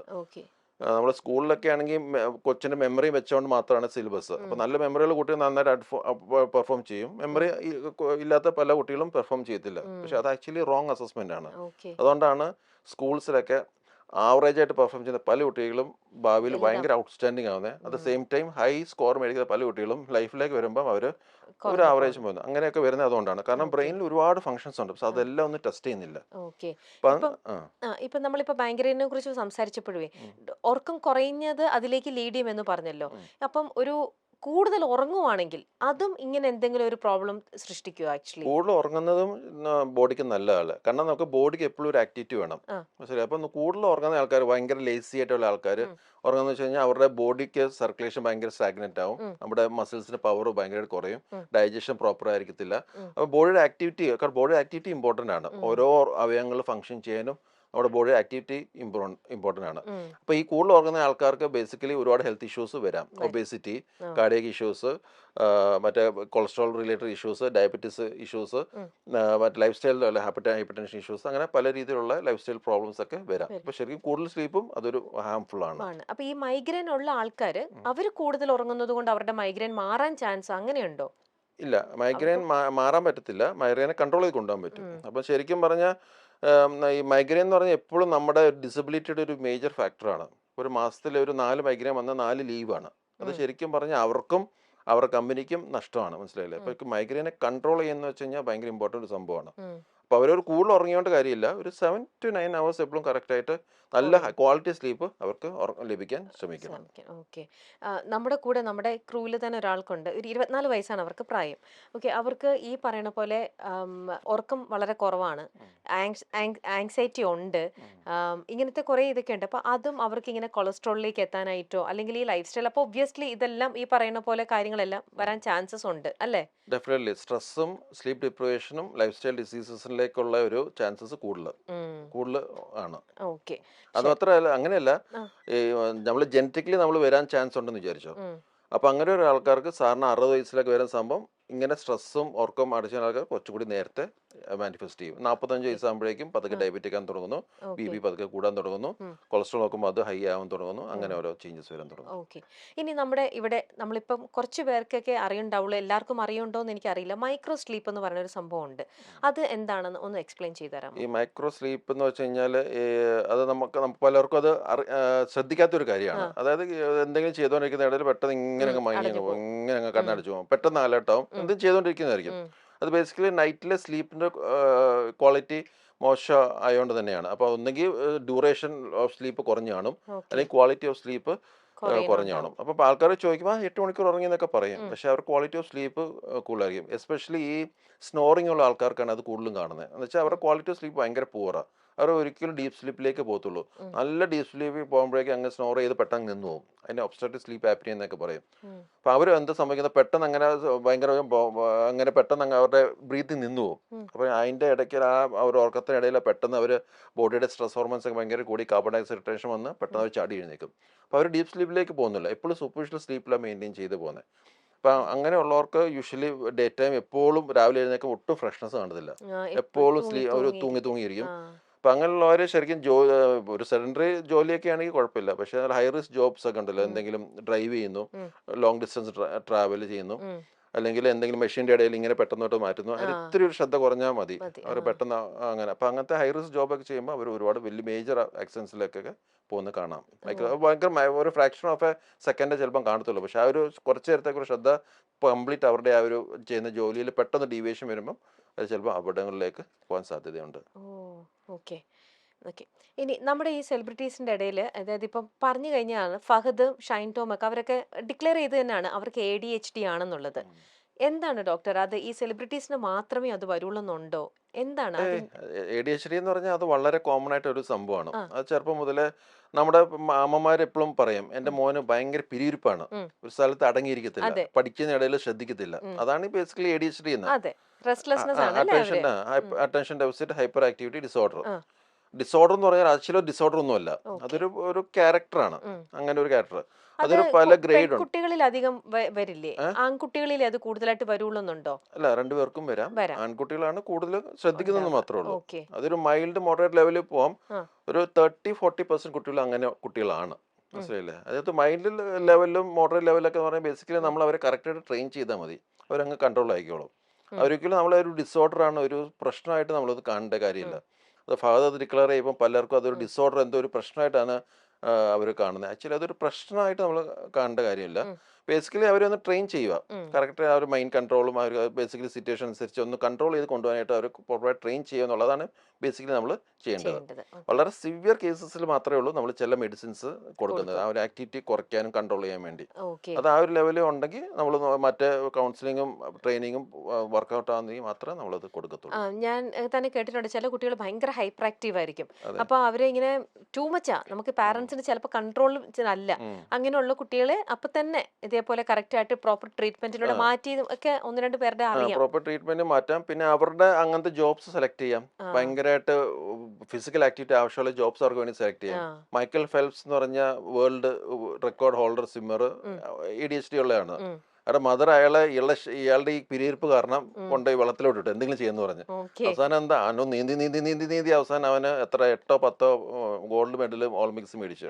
ഗ്രേറ്റസ്റ്റ് ഓഫ് ഓൾ ദ സ്വിമ്മേഴ്സിലെ ഗ്രേറ്റസ്റ്റ് സ്വിമ്മർ എന്നറിയപ്പെടുന്നതാണ് മൈക്കൽ ഫെൽപ്സ്. അതുപോലെ പലരും ഉണ്ട്. ADHD എന്ന് പറഞ്ഞു കഴിഞ്ഞാൽ അത് അതുപോലത്തെ ജോബ് സെലക്ട് ചെയ്യാം. ഭയങ്കര ആക്റ്റീവായിട്ട് സ്പോർട്സിലേക്ക് കൊണ്ടിട്ട് കഴിഞ്ഞാൽ അവർ ഭയങ്കര എക്സൽ ചെയ്യും. പെട്ടെന്ന് ചാടുന്നു, ഓടുന്നു, പല പല കാര്യങ്ങൾ ചെയ്യുന്നു. അപ്പൊ അതൊന്നും ഒരു ഡിസോർഡർ ആയിട്ട് കാണണ്ട, അവരൊരു പേഴ്സണാലിറ്റിയാണ്. ഇനി സ്വീറ്റ് ഇൻടേക്കിംഗ് കൂടുതലായിട്ട് കൂടുമ്പോഴേ പഞ്ചസാര കൂടുതലായിട്ട് കഴിക്കുക, സ്വീറ്റ് കൂടുതൽ, അത് എങ്ങനെയെങ്കിലും ന്യൂറോ റിലേറ്റഡ് ആയിട്ടുള്ള ഇഷ്യൂസിലേക്ക് അത് ലീഡ് ചെയ്യുമോ? പൊതുവെ പഞ്ചസാര ആദ്യം കഴിക്കരുത് നല്ലതല്ല എന്ന് പറയും, പക്ഷെ അത് ന്യൂറോ റിലേറ്റഡിലേക്ക് അത് എത്രത്തോളം അത് ബാധിക്കുന്നുണ്ടാവും? ന്യൂറോ റിലേറ്റഡ് അല്ല, ജനറലി അത് ഹെൽത്തിന് ബേസിക്കലി നമ്മളത് എൻകറേജ് ചെയ്യുന്നില്ല. അപ്പൊ അതിന്റെ ആ ഒരു കിട്ടുന്ന ആ ഒരു സുഖം മാത്രമേ ഉള്ളൂ. ഈ സ്വീറ്റിന് എപ്പോഴും നമ്മളൊരു സ്ലോ പോയിസണിങ് ആയിട്ട് തന്നെയാണ് നമ്മൾ കാണുന്നത്. കാരണം അത് സ്വീറ്റിന്റെ ഷുഗർ ഒരുപാട് ഇൻടേക്ക് ചെയ്യുമ്പം ശരീരത്തിൽ പെട്ടെന്നാണ് അത് അബ്സോർവ് ചെയ്യുന്നത്. അത് പെട്ടെന്ന് ബോഡിയിൽ അബ്സോർവ് ചെയ്യുന്നു, അത് പിന്നെ അത് ബോഡിയിൽ പെട്ടെന്ന് ഡെപ്പോസിറ്റ് ചെയ്യുന്നു, അങ്ങനെ പോകുന്നു. അപ്പം ഈ ഒബേസിറ്റിക്കുള്ള ഒരു മേജർ കാരണം ബോഡിയിൽ പെട്ടെന്ന് അബ്സോർവ് ചെയ്യുന്നു, അതുകൊണ്ട് തന്നെ ബോഡിയിൽ ഡെപ്പോസിറ്റ്, ഒബേസിറ്റി, അങ്ങനെ പല രീതിയിലുള്ള ഡയബറ്റീസ് ഉള്ള ടെൻഡൻസി ഉള്ള ആൾക്കാർക്ക് പെട്ടെന്ന് ബിഫോർ അവർ സാറിന് ഏജിൽ അതിന് മുമ്പ് തന്നെ ഡയബറ്റിക് ആകുന്നു. പിന്നെ ബ്ലഡ് വെസൽസ്, ട്രൈഗ്ലിസറൈഡ്സ് അങ്ങനെയൊക്കെ പലതും കൂടുന്നു. അങ്ങനെ പല രീതിയിലുള്ള ഹെൽത്ത് റിലേറ്റഡ് ഇഷ്യൂസ് ഉണ്ടാകും. അപ്പോൾ ശരിക്കും ഗ്ലൂക്കോസ് ഷുഗർ ഇൻടേക്ക് എന്ന് പറഞ്ഞാൽ നമുക്കത് എപ്പോഴും ഒരു ചെറുപ്പം മുതലേ അതൊരു മോഡറേഷനിൽ കൊണ്ടുവന്നതാണ് എപ്പോഴും നല്ലത്. ഡെഫിനറ്റ്ലി അതിന് ആ ഒരു സമയത്തുള്ള ഒരു റിലീഫ് മാത്രമേ ഉള്ളൂ. പിന്നെ അത് ഭയങ്കരമായിട്ട് ടയർഡ് ആയിരിക്കുമ്പോൾ ചിലപ്പോൾ കുറച്ച് സ്വീറ്റ് കഴിച്ചാൽ പെട്ടെന്ന് ഒരു എനർജി വരും. അങ്ങനത്തെ കുറച്ച് ബെനിഫിറ്റ്സ് ഉണ്ടെന്നല്ലാതെ അത് റെഗുലറായിട്ട് ഹൈ ഇൻടേക്ക് ചെയ്യുന്ന എപ്പോഴും ഹെൽത്തിന് മോശമാണ്. ഓക്കെ, ഇനി ഈ ബുദ്ധി കൂടാനായിട്ട് ചില കുട്ടികൾക്ക് ഇങ്ങനെ ഓരോ ചെവനപ്രാശമൊക്കെ കൊടുക്കും, എൻ്റെ കുട്ടിക്ക് ബുദ്ധി കൂടുമെന്ന് പറഞ്ഞിട്ട് ഒരു തെറ്റായ ധാരണ നമ്മുടെ സൊസൈറ്റിയിൽ പല അമ്മമാർക്കും ഉണ്ട്. ശരിക്കും ഇത്തരത്തിൽ ബുദ്ധി കൂടാനായിട്ട് അങ്ങനെ സപ്ലിമെന്റ്സ് ഉണ്ടോ, അല്ലെങ്കിൽ അത് എത്രത്തോളം അത് ഈ ന്യൂറോ റിലേറ്റഡ് ആയിട്ടുള്ള എന്തെങ്കിലും ആണോ, എന്തായിരിക്കും അതിന്റെ പിന്നിലെ ഒരു കാരണം? നമ്മുടെ ബുദ്ധി എപ്പോഴും നമ്മുടെ മെയിൻ ഫാക്ടർ ഡിറ്റർമിൻ ചെയ്യുന്ന നമ്മുടെ ജീനാണ്, നമ്മുടെ ഇൻഹെറിറ്റർ എത്രത്തോളം ഉണ്ടെന്നുള്ളത്. പിന്നെ അതിനെ നമുക്ക് പോഷിപ്പിക്കാനായിട്ട് ചില കാര്യങ്ങൾ ചെയ്യാൻ പറ്റും. അതിൽ വളരെ ചെറിയ റോള് മാത്രമേ ഉള്ളൂ ഈ സപ്ലിമെന്റ്സ്. അപ്പം ഞാൻ പറഞ്ഞ പോലെ ഒമേഗ ഫാറ്റി ആസിഡ്സ് ചിലപ്പോൾ നല്ലതാണ്. പിന്നെ ചില ഈ ഗ്രീൻ ടീ ഒക്കെ കുറച്ച് നല്ലതായിട്ട് പറഞ്ഞിട്ടുണ്ട്. പിന്നെ ബ്ലൂബെറീസ്, വിറ്റാമിൻ ഇ റിച്ച് ആയിട്ടുള്ള ബ്ലൂബെറീസ്, പല രീതിയിലുള്ള ബെറീസിൽ ബ്ലൂബെറി ഭയങ്കര നല്ലതാണ്. പിന്നെ വിറ്റാമിൻ സി വളരെ നല്ലതാണ്. പിന്നെ നമ്മുടെ ബോഡിയുടെ ഹീമോഗ്ലോബിൻ ലെവൽ ഹൈ ആണെങ്കിൽ നമുക്ക് ബ്ലഡ് ഫ്ലോ ബ്രെയിനിലേക്ക് ഇമ്പ്രൂവ് ചെയ്യും, oxygen delivery to the brain improve ചെയ്യും. അപ്പം നമുക്ക് ബ്രെയിനിൽ ഫംഗ്ഷൻ ഇമ്പ്രൂവ് ചെയ്യും. അപ്പം അയൺ, കുറച്ച് ഹീമോഗ്ലോബിൻ ഡെഫിഷ്യൻസി ഉള്ളവർക്ക് അയൺ കൊടുക്കുന്നത് നല്ലതാണ്. അങ്ങനെ ചില ഇത് മാത്രമേ ഉള്ളൂ. പക്ഷെ ഇതൊന്നും ഒരിക്കലും ബ്രെയിൻ ഡയറക്റ്റ് കൂട്ടുന്നതല്ല. ബേസിക്കലി ഓവറോൾ ഹെൽത്ത് ഇമ്പ്രൂവ് ചെയ്തിട്ട് അങ്ങനെ നമുക്ക് ബ്രെയിനിൻ്റെ പവർ ഇമ്പ്രൂവ് ചെയ്യുന്നേ ഉള്ളൂ. അപ്പോൾ എപ്പോഴും ഒരു നല്ല ബ്രെയിൻ ഫംഗ്ഷനിങ് ആവശ്യമുള്ള ഒരു ബാലൻസ്ഡ് ആയിട്ട് എപ്പോഴും നമ്മൾ ശ്രദ്ധിക്കണം. ഒരു ഹെവി വെൽ ബാലൻസ്ഡ് ബ്രേക്ക്ഫാസ്റ്റ്, ഒരു മോഡറേറ്റ് ലഞ്ചും, ഒരു ലൈറ്റ് ഡിന്നറും, ഇത് എപ്പോഴും ഒരു ബാലൻസ് മെയിൻറ്റെയിൻ ചെയ്യണം. പിന്നെ അഡിക്വേറ്റ് വാട്ടർ, ഇത് എപ്പോഴും പറയുന്നതാണ്. അപ്പോൾ ജനറൽ ഹെൽത്ത് ഇമ്പ്രൂവ് ചെയ്യുമ്പോൾ ഓട്ടോമാറ്റിക്കലി നമ്മുടെ ബ്രെയിൻ ഫംഗ്ഷൻ ഇമ്പ്രൂവ് ചെയ്യും. അല്ലാതെ നമുക്ക് ഇത് സപ്ലിമെന്റ് കൊടുത്തുന്നോർത്ത് അതൊരു പലരും അമ്മമാരുടെ വീക്ക്നെസ് മുതലെടുക്കുന്നതേ ഉള്ളൂ. നമ്മുടെ ടിവിയിൽ നമ്മൾ കാണുന്ന അഡ്വർടൈസ്മെന്റിലൊക്കെ Boost is a secret of my energy എന്നൊക്കെ പറഞ്ഞിട്ടുള്ള ഇതുണ്ടല്ലോ. ചില കുട്ടികൾക്ക് നല്ല രീതിയിൽ കുട്ടികൾക്ക് പഠനം വരും, AHA+, ഹോർലിക്സ് കുടിക്കൂ, ഇങ്ങനെ ബോൺവിറ്റ, ഇതൊക്കെ പറഞ്ഞുകൊണ്ടാണല്ലോ അവർ അഡ്വർടൈസ് ചെയ്യുന്നത് അവരുടെ പ്രോഡക്റ്റ്. ശരിക്കും അപ്പം ഒരു ന്യൂറോ സർജൻ എന്നുള്ള രീതിയിൽ ഡോക്ടറിന്റെ പറയുകയാണെങ്കിൽ ശരിക്കും ഇതൊക്കെ ഇങ്ങനത്തെ സപ്ലിമെന്റ്സ് കഴിക്കുന്നത് കൊണ്ട് കുട്ടികൾക്ക് അത് എത്രത്തോളം അത് ഹെൽത്തിയാണ്, ക്വാളിറ്റി ഉണ്ടെങ്കിൽ ഹെൽത്ത് ഇമ്പ്രൂവ് ചെയ്യാൻ കൊള്ളാം.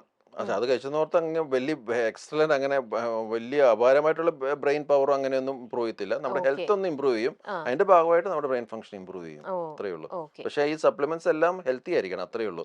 എല്ലാ സപ്ലിമെന്റ്സും കറക്റ്റ് ആയിട്ടും നല്ല നല്ല ക്വാളിറ്റി ഒന്നും കാണത്തില്ല. അപ്പോൾ എപ്പോഴും നമ്മൾ അത് എൻഷുർ ചെയ്യണം.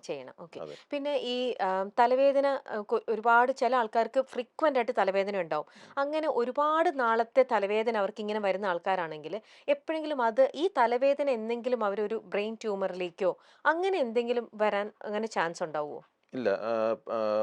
100 ഒരുമാതിരിപ്പെട്ട എല്ലാവർക്കും തലവേദന വരും. ആ. തലവേദന വരാത്ത ആരും കാണത്തില്ല. അതെ, ചിലർ പറഞ്ഞു കേൾക്കും ആ, ഫ്രീക്വന്റ് ആയിട്ട് എന്നും അവർക്ക് തലവേദന, അതെ, ടാബ്ലറ്റ് കഴിച്ചാലും ഇങ്ങനെ തലവേദന, അതെ. അങ്ങനെയുള്ള ആൾക്കാരുടെ അത് ആണെങ്കിൽ ബേസിക്കലി സ്ട്രെസ് ഹെഡേക്ക് ആണ്. ഉം. ഇപ്പോൾ ഏറ്റവും കൂടുതലുള്ള കോമൺ കോസ് സ്ട്രെസ് ഹെഡേക്ക് ആണ്. അപ്പോൾ എന്തെങ്കിലും ഒരു ബോഡിയിൽ എന്തെങ്കിലും സമ്മർദ്ദം വരുമ്പോഴാണ്. ചിലർക്ക് ചെറിയൊരു വിശപ്പ് വന്നാൽ മതി ഉടനെ തലവേദനയാവും. അതാണ് സ്ട്രെസ് ഹെഡേക്ക് ആണ് ഏറ്റവും കോമൺ. പിന്നെ ഉള്ള ഒരു കോമൺ ആണ് മൈഗ്രെയിൻ. പിന്നെ ഉള്ള ക്ലസ്റ്റർ ഹെഡേക്ക്, ഇങ്ങനത്തെ കാര്യങ്ങളൊക്കെയാണ്. ഉം. പിന്നെ സൈനസൈറ്റിസ് ആണുള്ള ഹെഡേക്ക്. ഉം. ഇതൊക്കെയാണ് കോമൺ ആയിട്ടുള്ളത്. 98% ഈ ഗ്രൂപ്പിലാണ്. ഉം. വളരെ കുറച്ച് ഹെഡേക്സ് മാത്രമേ ഉള്ളൂ ഉം. ഈ ഡേഞ്ചറസ് ഹെഡേക്സ് എന്ന് പറയുന്നത്. അപ്പം ഉം. അതിന് ചില ക്രൈറ്റീരിയ എന്ന് വെച്ച് കഴിഞ്ഞാൽ തലവേദന ഇല്ലാത്ത ആൾക്ക് തലവേദന വരുവാണെങ്കിൽ ഉം. അത് നമ്മൾ സീരിയസ് ആയിട്ട് തന്നെ എടുക്കണം, ഉം. തലവേദന ഇല്ലാത്ത ഒരാൾക്ക്. ഉം. പിന്നെ കണ്ടിന്യൂസ് ഹെഡേക്സ് എപ്പോഴും പ്രോബ്ലം ആണ്. ഉം. ഈ മൈഗ്രെയിനും സ്ട്രെസ് ഹെഡേക്ക് ആണെങ്കിൽ ഇന്റർമീഡിയറ്റ് ഉം. ഇടയ്ക്ക് വരും പിന്നെ പോവും. ഇന്റർമീഡിയറ്റ് ഹെഡേക്ക് യൂഷ്വലി സേഫ് ആണ്. ഉം. കണ്ടിന്യൂസ് ഹെഡേക്സ് പ്രോബ്ലം ആണ്. ഓക്കെ. പിന്നെ gradual increasing headaches, brain tumour headache എന്ന് വെച്ച് കഴിഞ്ഞാൽ ആദ്യം ചെറിയൊരു വേദനയായിരിക്കും, ഉം. പിന്നെ അത് കണ്ടിന്യൂസ് ആയിട്ട് ഗ്രാജുവൽ ഇൻക്രീസിങ്. ഉം. അതാണ് യൂഷ്വലി ബ്രെയിൻ ട്യൂമറിന്റെ പ്രത്യേകത. ഉം. അപ്പോൾ അങ്ങനത്തെ ഹെഡേക്സ് ആണെങ്കിൽ പ്രോബ്ലം ആണ്. അതിൻ്റെ കൂടെ അസോസിയേറ്റഡ് സിംറ്റംസ് കാണാം. അതായത് പെട്ടെന്ന് പ്രൊജക്ടൈൽ വോമിറ്റിംഗ്. ഉം. സാധാരണ ഛർദി എന്ന് പറഞ്ഞാൽ ഒരു ഓക്കാനം പോലെയൊക്കെ വന്നിട്ടാണ് നമ്മൾ ശ്രദ്ധിക്കുന്നത്. ഉം. പക്ഷേ ബ്രെയിൻ ട്യൂമറിന്റെ പ്രത്യേകത എന്ന് വെച്ച് കഴിഞ്ഞാൽ അതിൻ്റെ തലയുടെ പ്രഷർ കൂടുമ്പം ഉം. ചാടി പെട്ടെന്ന് ഒരു തലയുടെ പ്രഷർ കാരണം നമ്മുടെ വോമിറ്റിംഗ് സെന്ററിനെ ഇറിറ്റേറ്റ് ചെയ്ത് പെട്ടെന്ന് ഒരു പ്രൊജക്ടൈൽ വോമിറ്റിംഗ് പോലെ വരും. ഓ. അത് മിക്കവാറും രാവിലെ ദിവസങ്ങളായിരിക്കും. രാവിലെ എഴുന്നേൽക്കുമ്പോൾ തന്നെ പെട്ടെന്ന് ഒരു ഓക്കാനൊന്നുമില്ല, പെട്ടെന്ന് അങ്ങ് വോമിറ്റ് ചെയ്യുന്നത്. വോമിറ്റ് ചെയ്ത് വിടും. അതൊരു സിഗ്നിഫിക്കൻറ്റ് സിംറ്റം. അപ്പോൾ ഹെഡേക്ക് അത് അപ്പോൾ തലവേദനയുണ്ട്, പെട്ടെന്ന് അങ്ങ് ശ്രദ്ധിക്കുന്നു, ആ. എന്നിട്ട് ശ്രദ്ധിച്ചു കഴിയുമ്പോൾ പെട്ടെന്ന് ഹെഡേക്ക് റിലീവ് ആവുന്നു, തോന്നുന്നു. അത് ഓക്കാനില്ല. മൈഗ്രെയിൻ ഉള്ളവർക്ക് പലർക്കും മൈഗ്രെയിൻ പറഞ്ഞ ഉള്ളവർക്കുണ്ട്, പക്ഷെ അത് നോസിയ ഉണ്ട്. ആ. അങ്ങനെയുള്ളവർക്ക് നോസിയ ഉണ്ട്. ഇത് ഓ. നോസി ഇല്ല. ഓക്കെ. നോസി എന്ന് വെച്ചാൽ ഓക്കാനം അതെ, ഇല്ല, പെട്ടെന്ന് തോന്നലില്ല, വരുന്ന അതാണ്. വേറെ വേറെയാണ്. ഓക്കെ. അപ്പം ഇനി അങ്ങനെയുള്ള തലവേദനകളൊക്കെ നമ്മൾ ശ്രദ്ധിക്കണം. ഓക്കെ. ഇനി നമ്മുടെ സൊസൈറ്റി ഇപ്പം ഇവിടെ നമ്മുടെ നാട്ടിൽ ആക്സിഡൻസ് ഒക്കെ ഒരുപാട് കൂടുതലായിട്ട് വരുന്നുണ്ട്. റോഡ് ആക്സിഡൻസ് ഒക്കെ ഒരുപാട്. അതെ, അപ്പം അങ്ങനെ വരുമ്പം അവരുടെ ഇപ്പം ഒരു ന്യൂറോ സർജൻ എന്നുള്ള രീതിയിൽ ഡോക്ടർക്ക് എന്തായാലും അതിൻ്റെ ഇതായിട്ടുള്ള ഒരുപാട് കേസസ് ഇപ്പം ഡോക്ടർ ചെയ്യുന്നുണ്ടെന്ന് പറഞ്ഞില്ലേ? അതെ. എന്താണ് അവർ കൂടുതലായിട്ടും ശ്രദ്ധിക്കേണ്ടത്? നമ്മൾ ആക്സിഡന്റ് കെയർ ഒരു 5 ലെവലിലാണ് നമ്മൾ മാനേജ് ചെയ്യുന്നത്. ഉം. അപ്പോൾ അതിൻ്റെ അകത്ത് ഫസ്റ്റ് എന്ന് പറഞ്ഞു കഴിഞ്ഞാൽ പ്രിവെൻറ്റീവ്. ഉം. അത് നമ്മൾ ഈ ആക്സിഡൻസ് പ്രിവെൻറ്റ് ചെയ്യാൻ വേണ്ടിയുള്ള കാര്യങ്ങൾ. ഉം. അത് റോഡിലെ ട്രാഫിക് പ്രോപ്പറായിട്ട് ചെയ്യുക, സീറ്റ് ബെൽറ്റ് ഉപയോഗിക്കുക, ഹെൽമെറ്റ് ഉപയോഗിക്കുക, ഓവർ ഉം. സ്പീഡിങ് അവോയ്ഡ് ചെയ്യുക, ലെയിൻ ട്രാഫിക് ഫോളോ ചെയ്യുക, റോഡിൻ്റെ ക്വാളിറ്റി മെയിൻറ്റെയിൻ ചെയ്യുക. ഉം. അതൊന്ന്. പിന്നെ ഈ വർക്ക് സൈറ്റ് ഇഞ്ചുറീസ് അവരെ വേണ്ടി കറക്റ്റ് പ്രോപ്പറായിട്ട് വർക്ക് സൈറ്റുള്ള ഉം. എന്തെങ്കിലുമൊക്കെ ഹെഡ് ഉം. അപകടങ്ങൾ കുറയ്ക്കാൻ വേണ്ടി പ്രോപ്പർ ഉം. സേഫ്റ്റി ഗാഡ്ജറ്റ്സ് ഉപയോഗിക്കുക. ഉം. അങ്ങനത്തെ പ്രിവെൻറ്റീവ് മെഷേഴ്സ്. ഉം. സെക്കൻഡ് ഫേസ് എന്ന് വെച്ച് കഴിഞ്ഞാൽ ഈ ആക്സിഡന്റ് നടന്നു കഴിഞ്ഞാൽ ആ സമയത്ത് ചെയ്യുന്നത് ഉം. ചെയ്യുള്ള കെയർ ആണ്. ഉം. അത് ഡോക്ടേഴ്സ് അല്ല ചെയ്യുന്നത്, പബ്ലിക്കാണ് ചെയ്യുന്നത്. അതാണ് ഭയങ്കര ഇമ്പോർട്ടൻ്റ് ആയിട്ടുള്ള ഒരു ഫേസ്. ഉം. കാരണം ആക്സിഡന്റ് ഇനീഷ്യൽ കെയർ ഭയങ്കര ഇമ്പോർട്ടൻ്റ്, ഉം. എന്നാലാണ് ലോങ് ടേം ബെനിഫിറ്റ് കിട്ടത്തുള്ളൂ. ഉം. അപ്പം ഒരു ബ്ലീഡിങ് വരുമ്പം അതെങ്ങനെ കൺട്രോൾ ചെയ്യണം, ഉം. അത് കറക്റ്റ് കണ്ടിന്യൂസ് ആയിട്ട് പ്രഷർ അപ്ലൈ ചെയ്ത്, കൈയാണെങ്കിൽ കയ്യോ കാലോ ആണെങ്കിൽ അത് പൊക്കി പിടിക്കുക, ഉം. അങ്ങനെ ബ്ലീഡിങ് കൺട്രോൾ ചെയ്യുക. ഉം. ഫ്രാക്ചർ ഉണ്ടെങ്കിൽ അതിനെ പ്രോപ്പറായിട്ട് അനക്കി, അതിങ്ങനെ ജസ്റ്റ് ഡാങ്കിൾ ചെയ്യിക്കാതെ അതിനെ സ്പ്ലിൻ്റ് എന്തെങ്കിലും വെച്ചൊന്ന് കെട്ടി സ്പ്ലിൻ്റ് പോലെ വെച്ച് ഓക്കെ. ആ. അനക്കാതെ വെക്കുക. ആ. അങ്ങനെ ഇഞ്ചുറീസിനെയൊക്കെ മാനേജ് ചെയ്യുന്ന ഓൺ സൈറ്റ് ഉം. മാനേജ്മെന്റ്. ഉം. ഇത് പബ്ലിക്കിന്റെ എല്ലാ പബ്ലിക്കും അറിഞ്ഞിരിക്കേണ്ട ഒരു കാര്യമാണ്. ഉം. ചിലപ്പോൾ ആക്സിഡന്റ് കഴിഞ്ഞിട്ട് അറസ്റ്റ് ഉണ്ടെങ്കിൽ CPR വരെ ചെയ്യാൻ പഠിക്കണം. ആ സമയത്ത് CPR ചെയ്യണം. അല്ലാതെ ആശുപത്രി കൊണ്ടുപോയിട്ട് CPR ചെയ്ത് കഴിഞ്ഞാൽ അപ്പോഴേക്കും ഡെത്ത് ആവും. അതെ. അപ്പം ഓൺ ദ സ്പോട്ട് CPR ചെയ്ത് ഉം.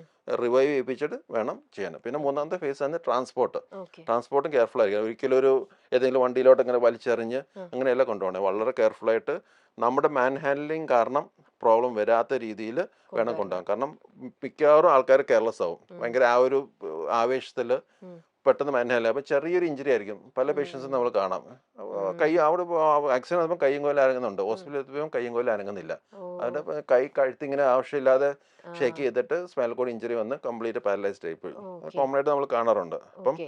വളരെ കെയർഫുൾ ആയിട്ട് ട്രാൻസ്പോർട്ട് ചെയ്യണം. ഉം. ഫോർത്ത് ഫേസ് ആണ് ഹോസ്പിറ്റലിലുള്ള ട്രീറ്റ്മെന്റ്. ഉം. അത് നല്ല രീതിയിൽ നടക്കുന്നുണ്ട്. ഉം. പിന്നെ ഹോസ്പിറ്റലിന്റെ ട്രീറ്റ്മെന്റ് കഴിഞ്ഞാൽ പിന്നെ ഫിഫ്ത്ത് ഫേസ് ന്യൂറോ റീഹാബിലിറ്റേഷൻ. ഉം. അവരെ ഓരോ ഡിഫക്ട്സും ഉം. നോക്കി പ്രോപ്പർ ട്രെയിനിങ് കൊടുത്ത് തിരിച്ച് ലൈഫിലേക്ക് കൊണ്ടുവരുന്നത്. ഓക്കെ. അപ്പോൾ ഈ ഒരു 5 ഫേസസ് ആണ്. അതിൻ്റെ ഓക്കെ. അകത്ത് ഫസ്റ്റ് ഫേസ്, സെക്കൻഡ് ഫേസും തേർഡ് ഫേസും നമ്മൾ കൂടുതൽ ശ്രദ്ധിക്കേണ്ട ശ്രദ്ധിക്കണം. ആവശ്യമുണ്ട്. ഓക്കെ. ഇനി നമുക്ക് ഒരു ടോപ്പിക്കും കൂടെ സംസാരിക്കാം. അതെ. Man power leakage in Kerala, അതെന്താണ് ഡോക്ടർ? അത് എല്ലാ ഫീൽഡിലും അനുഭവിക്കുന്ന ഒരു പ്രോബ്ലമാണ് മാൻ പവർ ലീക്കേജ്. മെഡിക്കൽ ഫീൽഡിൽ വളരെ കോമൺ ആണ്. അതായത് ഇവിടെ ഏറ്റവും, കാരണം നമ്മുടെ കേരളത്തിലെ എഡ്യൂക്കേഷൻ സ്റ്റാൻഡേർഡ്സ് വളരെ ഹൈ ആണ്. അത് ഏത് ഫീൽഡിലായാലും മെഡിക്കൽ ഫീൽഡിൽ വളരെ ഹൈ ലെവൽ ഓഫ് ഒരു ട്രെയിനിങ് ആണ്. എത്ര ഹൈ ലെവൽ ഓഫ് ട്രെയിനിങ് കഴിഞ്ഞിട്ട് ഉടനെ അവർ വിദേശത്തോട്ടോ ഏതെങ്കിലും സ്ഥലത്തോട്ട് പെട്ടെന്ന് ജോലിക്ക് പോകുന്നു. അത് ശരിക്കും ഒരു മാൻ പവർ നീക്കിയെന്ന് വെച്ച് കഴിഞ്ഞാൽ കേരളത്തിൽ നമ്മുടെ സ്റ്റേറ്റിന്റെ കംപ്ലീറ്റ് റിസോഴ്സസ് യൂട്ടിലൈസ് ചെയ്ത് പഠിച്ചിട്ട് പിന്നെ അവർ പുറത്തേക്ക് പോയി മറ്റു രാജ്യങ്ങളെ സേവിക്കുന്നു. അതാണ് മാൻ പവർ ലീക്കേജ്. അപ്പം അതൊരിക്കലും നമുക്ക് നമുക്ക് അതിനെ സ്റ്റോപ്പ് ചെയ്യാൻ എൻഫോഴ്സ് ചെയ്യാൻ പറ്റത്തില്ല. കാരണം ആൾക്കാർക്ക് ഓപ്പർച്യൂണിറ്റി കിട്ടുന്നതനുസരിച്ചല്ലേ പോകാൻ പറ്റുള്ളൂ. അപ്പം അവർ നോക്കുമ്പോൾ അവർ അത്രയും കഷ്ടപ്പെട്ട് പഠിച്ചിട്ട് ഇവിടെ നോക്കുമ്പോൾ ഇവിടെ ജോലിയില്ല, ഉള്ളെങ്കിൽ തന്നെ അതിനുള്ള അനുസരിച്ചുള്ള അവർക്ക് ബെനിഫിറ്റ്സ് ഇല്ല, സാലറി ബെനിഫിറ്റ്സ് ഇല്ല, വർക്കിംഗ് അറ്റ്മോസ്ഫിയർ തീരെ പൂർ, അങ്ങനെ പല രീതിയിലുള്ള പ്രശ്നങ്ങൾ വരുമ്പം മറ്റ് സ്ഥലത്തുനിന്നും ഓഫേഴ്സ് വരുമ്പോൾ അതൊക്കെ വളരെ വളരെ മെച്ചമാണ്. ഇപ്പം എനിക്ക് തന്നെ പല ഓഫേഴ്സും വരാറുണ്ട്. നമ്മൾ എപ്പോഴും വിചാരിക്കും ഇത് ശരിക്കും എടുക്കണമെന്ന്. അതുപോലെ വളരെ അട്രാക്റ്റീവ് ഓഫേഴ്സാണ് പലവരും. ഗൾഫിൽ നിന്നാണെങ്കിലും പല വെസ്റ്റേൺ കൺട്രീസിലാണെങ്കിലും യൂറോപ്പിൽ നിന്നാണെങ്കിലും ഒക്കെ ഇഷ്ടംപോലെ ഓഫേഴ്സ് വരും. അത് എല്ലാ ഫീൽഡിലും വരും. ഇപ്പം നമ്മുടെ മെഡിക്കൽ നഴ്സിംഗ് ആണെങ്കിലും എഞ്ചിനീയറിംഗ് ആണെങ്കിലും അവരൊക്കെ ഹെവി ലോൺ എടുത്തിട്ട് ഇവിടുത്തെ അവർ പഠിച്ചിറങ്ങുമ്പോഴേക്കും അവർക്ക് ആ സാലറി വെച്ച് അവർക്ക് ജീവിക്കാൻ പോലും ഉള്ള സാലറി കൊടുക്കുന്നില്ല. അപ്പോൾ അവർക്ക് വേറെ ഓപ്ഷൻ ഇല്ല. അവർ ഉടനെ എഡ്യൂക്കേഷൻ ലോണിൻ്റെ ബർഡൻ അല്ലെങ്കിൽ ഫൈനാൻഷ്യൽ ബർഡൻ കാരണം അവർക്ക് വിദേശത്ത് പോകേണ്ട ഒരു അവസ്ഥയാണ്. അപ്പം അങ്ങനെ ഒരു പ്രശ്നം ഡെഫിനറ്റ്ലി അത് എല്ലാവരും വിദേശത്ത് പോകും. മെഡിക്കൽ ഫീൽഡിൽ മാൻ പവർ ലീക്കേജ് ഇപ്പം ഭയങ്കര രൂക്ഷമായിക്കൊണ്ടിരിക്കുക. ഇപ്പം ബേസിക്കലി ഒന്നത്തെ ഇവിടുത്തെ വർക്കിംഗ് അറ്റ്മോസ്ഫിയറും ഒരുപാട് പ്രശ്നങ്ങളുണ്ട്. ഈ മോബ് അറ്റാക്ക്, ഹോസ്പിറ്റലുകളിൽ മോബ് അറ്റാക്സ് ഒക്കെ ഭയങ്കരമായിട്ട് കൂടിക്കൊണ്ടിരിക്കുക. അത് ബേസിക്കലി അതൊരു സിസ്റ്റം ഫെയിലിയർ ആണ്. കാരണം നമ്മൾ ഹോസ്പിറ്റലിനെ അറ്റാക്ക് ചെയ്ത് ആർക്കൊന്നും ചോദിക്കാനില്ല. ഒരു റെസ്റ്റോറൻറ്റ് എന്തെങ്കിലും പ്രോബ്ലം വന്നാൽ അവിടെ കയറി അടിച്ച് തകർക്കുക. ഇതൊക്കെ ശരിക്കും പറഞ്ഞ ആൾക്കാരുടെ അൺസിവിലൈസ്ഡ് ബിഹേവിയറും സിസ്റ്റം ഫെയിലിയറുമാണ്. അപ്പം നമ്മൾ ഇതേ ആൾക്കാർ തന്നെ പോലീസ് സ്റ്റേഷൻ എന്തെങ്കിലും പ്രശ്നം വന്നാൽ കയറി അറ്റാക്ക് ചെയ്യത്തില്ല, അല്ലെങ്കിൽ ഒരു എയർപോർട്ടിൽ കയറി അറ്റാക്ക് ചെയ്യത്തില്ല, അല്ലെങ്കിൽ ഒരു കസ്റ്റംസ് ഓഫീസോ അല്ലെങ്കിൽ എന്തെങ്കിലും ഒരു അങ്ങനത്തെ ഡിഫൻസിൽ അവിടെ ഒന്നും പോയി അറ്റാക്ക് ചെയ്യത്തില്ല. കാരണം അവിടെ പോയി ഓൺ ദ സ്പോട്ട് അവരെ ഷൂട്ട് ചെയ്ത് അങ്ങനത്തെ അവരുടെ ജീവൻ പോകുന്ന രീതിയിൽ അവർക്ക് എംപവേർഡ്. പക്ഷേ ഈ ഹോസ്പിറ്റലിൽ ഇങ്ങനെയുള്ള ചെറിയ ചെറിയ ഓഫീസിലേക്ക് കയറി ചെയ്യുന്നു, അറ്റാക്ക് ചെയ്യുന്നത്. അത് ശരിക്കും വളരെ ഒരു അൺറിഫൈൻഡ് സൊസൈറ്റിയുടെ ഒരു ലക്ഷണമാണ് അങ്ങനെ വരുന്നത്. അപ്പോൾ നമ്മുടെ സിസ്റ്റം ഫെയിലിയർ ആണ്. അപ്പോൾ നമ്മുടെ നിയമപാലകരായിട്ടെന്ന് വെച്ചാൽ നമ്മുടെ ഗവൺമെന്റ് ആയാലും പോലീസ് ആയാലും ജുഡീഷ്യറി ആയാലും ഇതൊക്കെ ശരിക്കും റൂൾസ് ഒക്കെ ഉണ്ട്.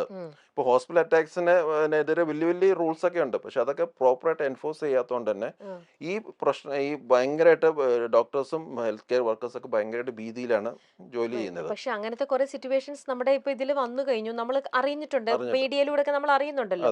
പക്ഷെ അവിടെ ആൾക്കാർ ഈ പറയുന്ന പോലെ മോബ് അറ്റാക്ക് ചെയ്യാൻ കാരണം അവർക്ക് അവിടെ നിന്നും ഇത്തരത്തിലുള്ള ഒരു അങ്ങനത്തെ ഒരു കിട്ടുന്നില്ല. ബേസിക്കലി അവർ ഉദ്ദേശിക്കുന്ന പോലത്തെ ഒരു കെയർ കിട്ടത്തില്ല. അതിന്റെ സാഹചര്യം അവർ മനസ്സിലാക്കുന്നത്. കാരണം എപ്പോഴും ഒരു എമോഷണൽ ഒരു ഏരിയ ആണല്ലോ ഹോസ്പിറ്റലിൽ. തീർച്ചയായിട്ടും. അപ്പൊ അതിനൊരു പരിഹാരം എന്ന് പറഞ്ഞാൽ ഒരിക്കലും അതിന്റെ മോബ് അറ്റാക്ക് അല്ല. മോബ് അറ്റാക്ക് എന്ന് പറഞ്ഞാൽ സിസ്റ്റത്തിനെ പിന്നെ അത് കൊളാപ്സ് ചെയ്ത് കഴിയും. ഒരു റെസ്റ്റോറന്റിലെ ഫുഡ് ശരിയല്ലെങ്കിൽ ആ റെസ്റ്റോറന്റ് തല്ലി പൊളിക്കുന്നതല്ല അതിന്റെ രീതി. അതിന് ശരിക്കും അതിന്റെ നിയമവ്യവസ്ഥകളുണ്ട്. അതിന്റെ കറക്റ്റായിട്ട് അതിന്റെ നിയമവ്യവസ്ഥയിലൂടെ തന്നെ പോയി ശിക്ഷ കൊടുക്കണം. ഹോസ്പിറ്റലിൽ എന്തെങ്കിലും ഫോൾട്ടോ എന്തെങ്കിലും പേഷ്യന്റ് കെയറിൽ ഡിഫക്റ്റ് ഉണ്ടെങ്കിൽ അതിൽ നിയമവ്യവസ്ഥയിലൂടെ തന്നെ പോയി ചെയ്യണം. അല്ലാതെ അവർ തന്നെ നിയമം കയ്യിലെടുക്കുന്ന വെച്ച് കഴിഞ്ഞാൽ അത് എപ്പോഴും വളരെ അൺറിഫൈൻഡ് ആണ്. അത് എപ്പോഴും അൺവാണ്ടഡ് പ്രോബ്ലംസ് ക്രിയേറ്റ് ചെയ്യത്തുള്ളൂ. ഇതേ ആൾക്കാരെ പുറത്തു പോയാൽ അവർക്ക് ഇതേ സിറ്റുവേഷൻ ഫെയിൽ ചെയ്ത് അവരവിടെ പോകത്തില്ല. അവരെപ്പോഴും നിയമത്തിന്റെ വഴിയിലേക്കേ പോകത്തുള്ളൂ. ഇവിടെ നിയമം ഒന്ന് പ്രോപ്പർ ആൾക്കാർ കയ്യിലെടുക്കുവാണ്. അപ്പൊ അതൊരു ഹീറോയിസം പോലെ. ഇപ്പൊ നമ്മളൊരു രാവണപ്രഭുവിലൊക്കെ ഏതൊരു സിനിമയില് മോഹൻലാൽ എന്തൊരു ഇഷ്യൂ വന്നപ്പോ ഹോസ്പിറ്റലിൽ തല്ലി തറക്കുന്ന ഒരു സീനാണ്. അതൊരു ഹീറോസ് ആയിട്ടാണ് കാണുന്നത്. അത് ശരിക്കും അത് വളരെ റോങ് ഇൻഫർമേഷൻ ആ ഡയറക്ടർ ജനങ്ങൾക്ക് കൊടുത്തത്. അതെങ്ങനെ അങ്ങനത്തെ ഇൻഫർമേഷൻ കൊടുക്കുമ്പോഴേക്കും വളരെ ചെറുപ്പക്കാർക്ക് അതൊരു ഒരു ഹീറോയിസം പോലെ കാണിക്കും. ശരിക്കും പറഞ്ഞാൽ ഇങ്ങനത്തെ ഭയങ്കര സ്ട്രിക്റ്റ് റൂൾസ് എൻഫോഴ്സ് ചെയ്യണം. ഒരിക്കലും നമ്മൾ മോബ് അറ്റാക്ക് ഒന്നും ചെയ്യില്ല. എന്തെങ്കിലും ഒരു ഇഷ്യൂ വന്നാൽ അതിനുള്ള കറക്റ്റ് ആയിട്ടുള്ള നിയമവ്യവസ്ഥകൾ കറക്റ്റ് ആയിരിക്കണം. ഇപ്പൊ നിയമവ്യവസ്ഥ കറക്റ്റ് അല്ല, അറ്റ് ദ സെയിം ടൈം ഇങ്ങനെ മോബ് അറ്റാക്ക് ചെയ്താലും അതിനെ ശിക്ഷിക്കാൻ ഒരു നിയമമെങ്കിൽ ഇങ്ങനത്തെ ഓരോ പ്രോബ്ലംസ് വരും. അത് കാരണം എന്താണ്, ഇപ്പൊ മെഡിക്കൽ ഫീൽഡിലൊക്കെ എല്ലാ യങ്സ്റ്റേഴ്സ് എങ്ങനെയെങ്കിലും പുതിയ നല്ല നല്ല ഓഫേഴ്സ് നോക്കി പുറത്തേക്ക് ചാടാം. അവർക്കൊരു കണക്ഷൻ ഇല്ല. കാരണം എന്തായാലും ഇവിടുത്തെ ആൾക്കാർ ഇങ്ങനെയാണെന്നുള്ളൊരു രീതിയിൽ വരുമ്പോഴേക്കും ലോങ് ടേമിൽ ഇവിടെ സാധാരണ ആൾക്കാർക്ക് ഒരുപാട് പ്രോബ്ലംസ് വരും. ഇനി ഒരു കാര്യം കൂടെ ചോദിക്കട്ടെ. ഈയിടെ വായിച്ചതാണ്, കൊല്ലത്തെ ഒരു പഞ്ചായത്തിൽ 5 സ്ത്രീകൾ ഒരു ഫോഴ്സ്ഫുൾ ആയിട്ടുള്ള ഓർഗൻ ഡൊണേഷൻ കൊടുക്കേണ്ടി വരികയാണ്. മിക്കതും ഇങ്ങനെയുള്ളവരെ ടാർഗറ്റ് ചെയ്യണത് സാധാരണ സാധാരണ നിലയിലുള്ള അല്ലെങ്കിൽ ഫിനാൻഷ്യൽ പ്രോബ്ലംസ് ആ ഒരു ക്രൈസിസ് അനുഭവിക്കുന്ന ലേഡീസിനെയാണ്. കാരണം അവർക്ക് വലിയൊരു ഇൻകം ഒന്നും കിട്ടിയില്ലെങ്കിലും അവരെ സംബന്ധിച്ച് ഒരു 1000 രൂപ 10,000 രൂപ 1 ലക്ഷം എന്ന് പറയുന്നത് തന്നെ വലിയൊരു എമൗണ്ട് ആണ് അല്ലേ? അപ്പം അവരുടെ ഒരു ഓർഗൻ കൊടുത്ത് അവർക്ക് ആ ഒരു അവരുടെ ബുദ്ധിമുട്ടുകൾ അല്ലെങ്കിൽ താൽക്കാലികമായിട്ടുള്ള അവരുടെ കടബാധ്യതയൊക്കെ വീട്ടാനായിട്ട് അങ്ങനെ ഒരു ഇതിലേക്ക് ഭയങ്കര ഫോഴ്സ്ഫുൾ ആയിട്ട് ഇന്നിപ്പോ കാണുന്നു. അതിനെ കുറിച്ച് എന്താണ് ഡോക്ടർക്ക് അത് പറയാൻ? ശരിക്കും ഒട്ടും ശരിയല്ല. നമ്മൾ ഓർഗൻ ഡൊണേഷൻ എന്ന് പറഞ്ഞാൽ വളരെ വോളണ്ടറി ആയിട്ട് ആൾക്കാരെ അതിനെ മനസ്സിലാക്കി അതിൻ്റെ ഗുണങ്ങൾ മനസ്സിലാക്കി അവർ അതുകൊണ്ട് ഉണ്ടാകുന്ന ബെനിഫിറ്റ് മനസ്സിലാക്കി കൊടുക്കേണ്ട ഒരു സംഭവമാണ്. ഓക്കെ. അതൊരിക്കലും എൻഫോഴ്സ് ചെയ്ത് ഫോഴ്സ്ഫുൾ ചെയ്യുന്നത് ശരിയല്ല. അത് നിയമവിരുദ്ധമാണ്. അപ്പം ഡെഫിനറ്റ്ലി അങ്ങനെ ഒരു ഇതുണ്ട്, ഏതെങ്കിലും ഏജന്റ് അങ്ങനെ അങ്ങനെ ചെയ്യുന്നുണ്ടെങ്കിൽ ഡെഫിനറ്റ്ലി അത് ശിക്ഷ അർഹിക്കുന്നതാണ്. കാരണം ഒരിക്കലും ഓർഗൻ ഡൊണേഷൻ എന്ന് പറഞ്ഞാൽ എൻഫോഴ്സ് ചെയ്യാൻ പാടില്ല. നമ്മുടെ ബ്ലഡ് ഡൊണേഷൻ പോലെ നമുക്ക് ഫോഴ്സ്ഫുൾ ആയിട്ട് നമ്മുടെ ബ്ലഡ് എടുക്കാൻ പറ്റത്തില്ല. നമ്മൾ വോളണ്ടറി ആയിട്ട് നമ്മുടെ ബ്ലഡ് കൊണ്ട് ആർക്കെങ്കിലും ഗുണം നമ്മൾ വോളണ്ടറി ആയിട്ട് ചെയ്യുന്ന കാര്യം. അതുപോലെ തന്നെ ഓർഗൻ. പക്ഷേ ഓർഗൻസ് ആവശ്യമുള്ള ഒരുപാട് പേരുണ്ട്. അപ്പം ശരിക്കും ജനങ്ങൾ അതിൻ്റെ ഒരു ഇമ്പോർട്ടൻസ് മനസ്സിലാക്കി അതിനെ പ്രോപ്പറായിട്ടുള്ള ലീഗൽ രീതിയിലൂടെ തന്നെ വേണം ഡൊണേറ്റ് ചെയ്യാനായിട്ട്. അതല്ലാതെ ആരുടെയെങ്കിലും നിർബന്ധത്തിൽ വഴങ്ങി ഒരിക്കലും നമ്മൾ ചെയ്യുന്നത് ശരിയല്ല. അത് അങ്ങനെ ചെയ്തു കഴിഞ്ഞാൽ എപ്പോഴും റോങ് ആയിട്ടുള്ള ഇൻഫർമേഷനും വളരെ തെറ്റായുള്ള കാര്യങ്ങൾ നമ്മുടെ സൊസൈറ്റിയിൽ സർക്കുലേറ്റ് ചെയ്യും. അപ്പോൾ ശരിക്കും ജെന്യൂനായിട്ട് ഡൊണേറ്റ് ചെയ്യാൻ താല്പര്യമുള്ള പലരും അതിൽ നിന്ന് പിന്മാറും. അതും സാറിന് ഈ ആവശ്യമുള്ള ആൾക്കാരെയൊക്കെ ഒരുപാട് അഫക്റ്റ് ചെയ്യും. കാരണം ഇപ്പം ഡയാലിസിസ് ചെയ്ത് ഒത്തിരി ആയിരക്കണക്കിന് ആൾക്കാരാണ് എല്ലാ ഹോസ്പിറ്റൽസും ഡയാലിസിസ് ചെയ്ത് നടക്കുന്നത്. അവർക്കൊക്കെ ഒരു കിഡ്നി കിട്ടി കഴിഞ്ഞാൽ അവർ രക്ഷപ്പെട്ടു. പക്ഷെ അതിന് കിട്ടുന്നില്ല. അപ്പം ഡെഫിനറ്റ്ലി അത് വോളണ്ടറി ഡോണേഴ്സിന്റെ ആവശ്യം ഭയങ്കരമായിട്ട് കൂടിയിട്ടുണ്ട്. അത് മനസ്സിലാക്കി അതിന്റെ മഹത്വം മനസ്സിലാക്കി വേണം അത് കൊടുക്കാൻ. ഒരിക്കലും നമ്മൾ എൻഫോഴ്സ് ചെയ്യാൻ പാടില്ല. ആണെങ്കിൽ അത് വളരെ തെറ്റാണ്. അതിന് നിയമപരമായിട്ട് മാതൃകമായിട്ട് അവരെ ശിക്ഷിക്കണം. ഓക്കെ. ഇനി ഒരേ ഒരു ചോദ്യം കൂടെ ചോദിച്ചോട്ടെ. ഇപ്പൊ ഡോക്ടർ പറഞ്ഞപ്പോൾ തന്നെയും 1-2 കാര്യങ്ങളിൽ പറഞ്ഞു സിനിമ വളരെ മോശമായിട്ട് ഇതിവിടെ അത് ചിത്രീകരിച്ചു, അത് വളരെ മോശമായിട്ടുള്ളൊരു ഇമ്പാക്റ്റ് ആണ് ഓഡിയൻസിലേക്ക് കൊടുത്തിരിക്കണേന്ന്. അപ്പൊ ഈ ഹെൽത്ത് കെയർ നമ്മുടെ ഈ ഒരു ഇതിൽ തന്നെ എത്രത്തോളം നമ്മുടെ സിനിമ ഇതിലെ ബാധിക്കുന്നു അല്ലെങ്കിൽ ഇൻഫ്ലുവൻസ് ചെയ്യുന്നു അല്ലെങ്കിൽ എത്രത്തോളം മിസ്ലീഡ് ചെയ്യണു? അതെ, ബേസിക്കലി നമുക്ക് പല ആൾക്കാർക്കും ഇൻഫർമേഷൻസ് എപ്പോഴും കറക്റ്റായിട്ട് ഇൻഫർമേഷൻ കിട്ടണമെന്നില്ല. അവർ കാണുന്ന കാര്യങ്ങളാണ് അവർ വിശ്വസിക്കുന്നത്. പക്ഷെ കാണുന്ന കാര്യങ്ങൾ പലപ്പോഴും അത് ശരിയാവണമെന്നില്ല, തെറ്റായിട്ടുള്ള കാര്യങ്ങളായിരിക്കും. അപ്പം എപ്പോഴും നമ്മൾ ഈ ഫിലിമിലൂടെ എന്ത് കാണിച്ചാലും മെഡിക്കൽ മാത്രമല്ല, ലേഡീസിനോട് ബിഹേവ് ചെയ്യുന്നതാണെങ്കിലും മറ്റേ ഒരു സിറ്റുവേഷൻ എങ്ങനെ ഹാൻഡിൽ ചെയ്യുന്നത് അതൊക്കെ നല്ല രീതിയിൽ തന്നെ കാണിക്കണം.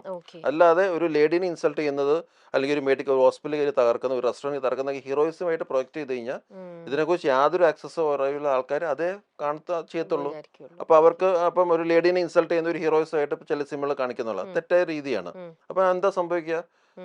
ഈ ഇവര് ബാക്കിയുള്ള ലേഡീസിനെ അങ്ങനെ കാണിക്കുന്നത് എന്തോ ഹീറോയിസമായിട്ട് അവർക്ക് ആരും വേറെ പറഞ്ഞു കൊടുക്കാൻ ആരുമില്ല.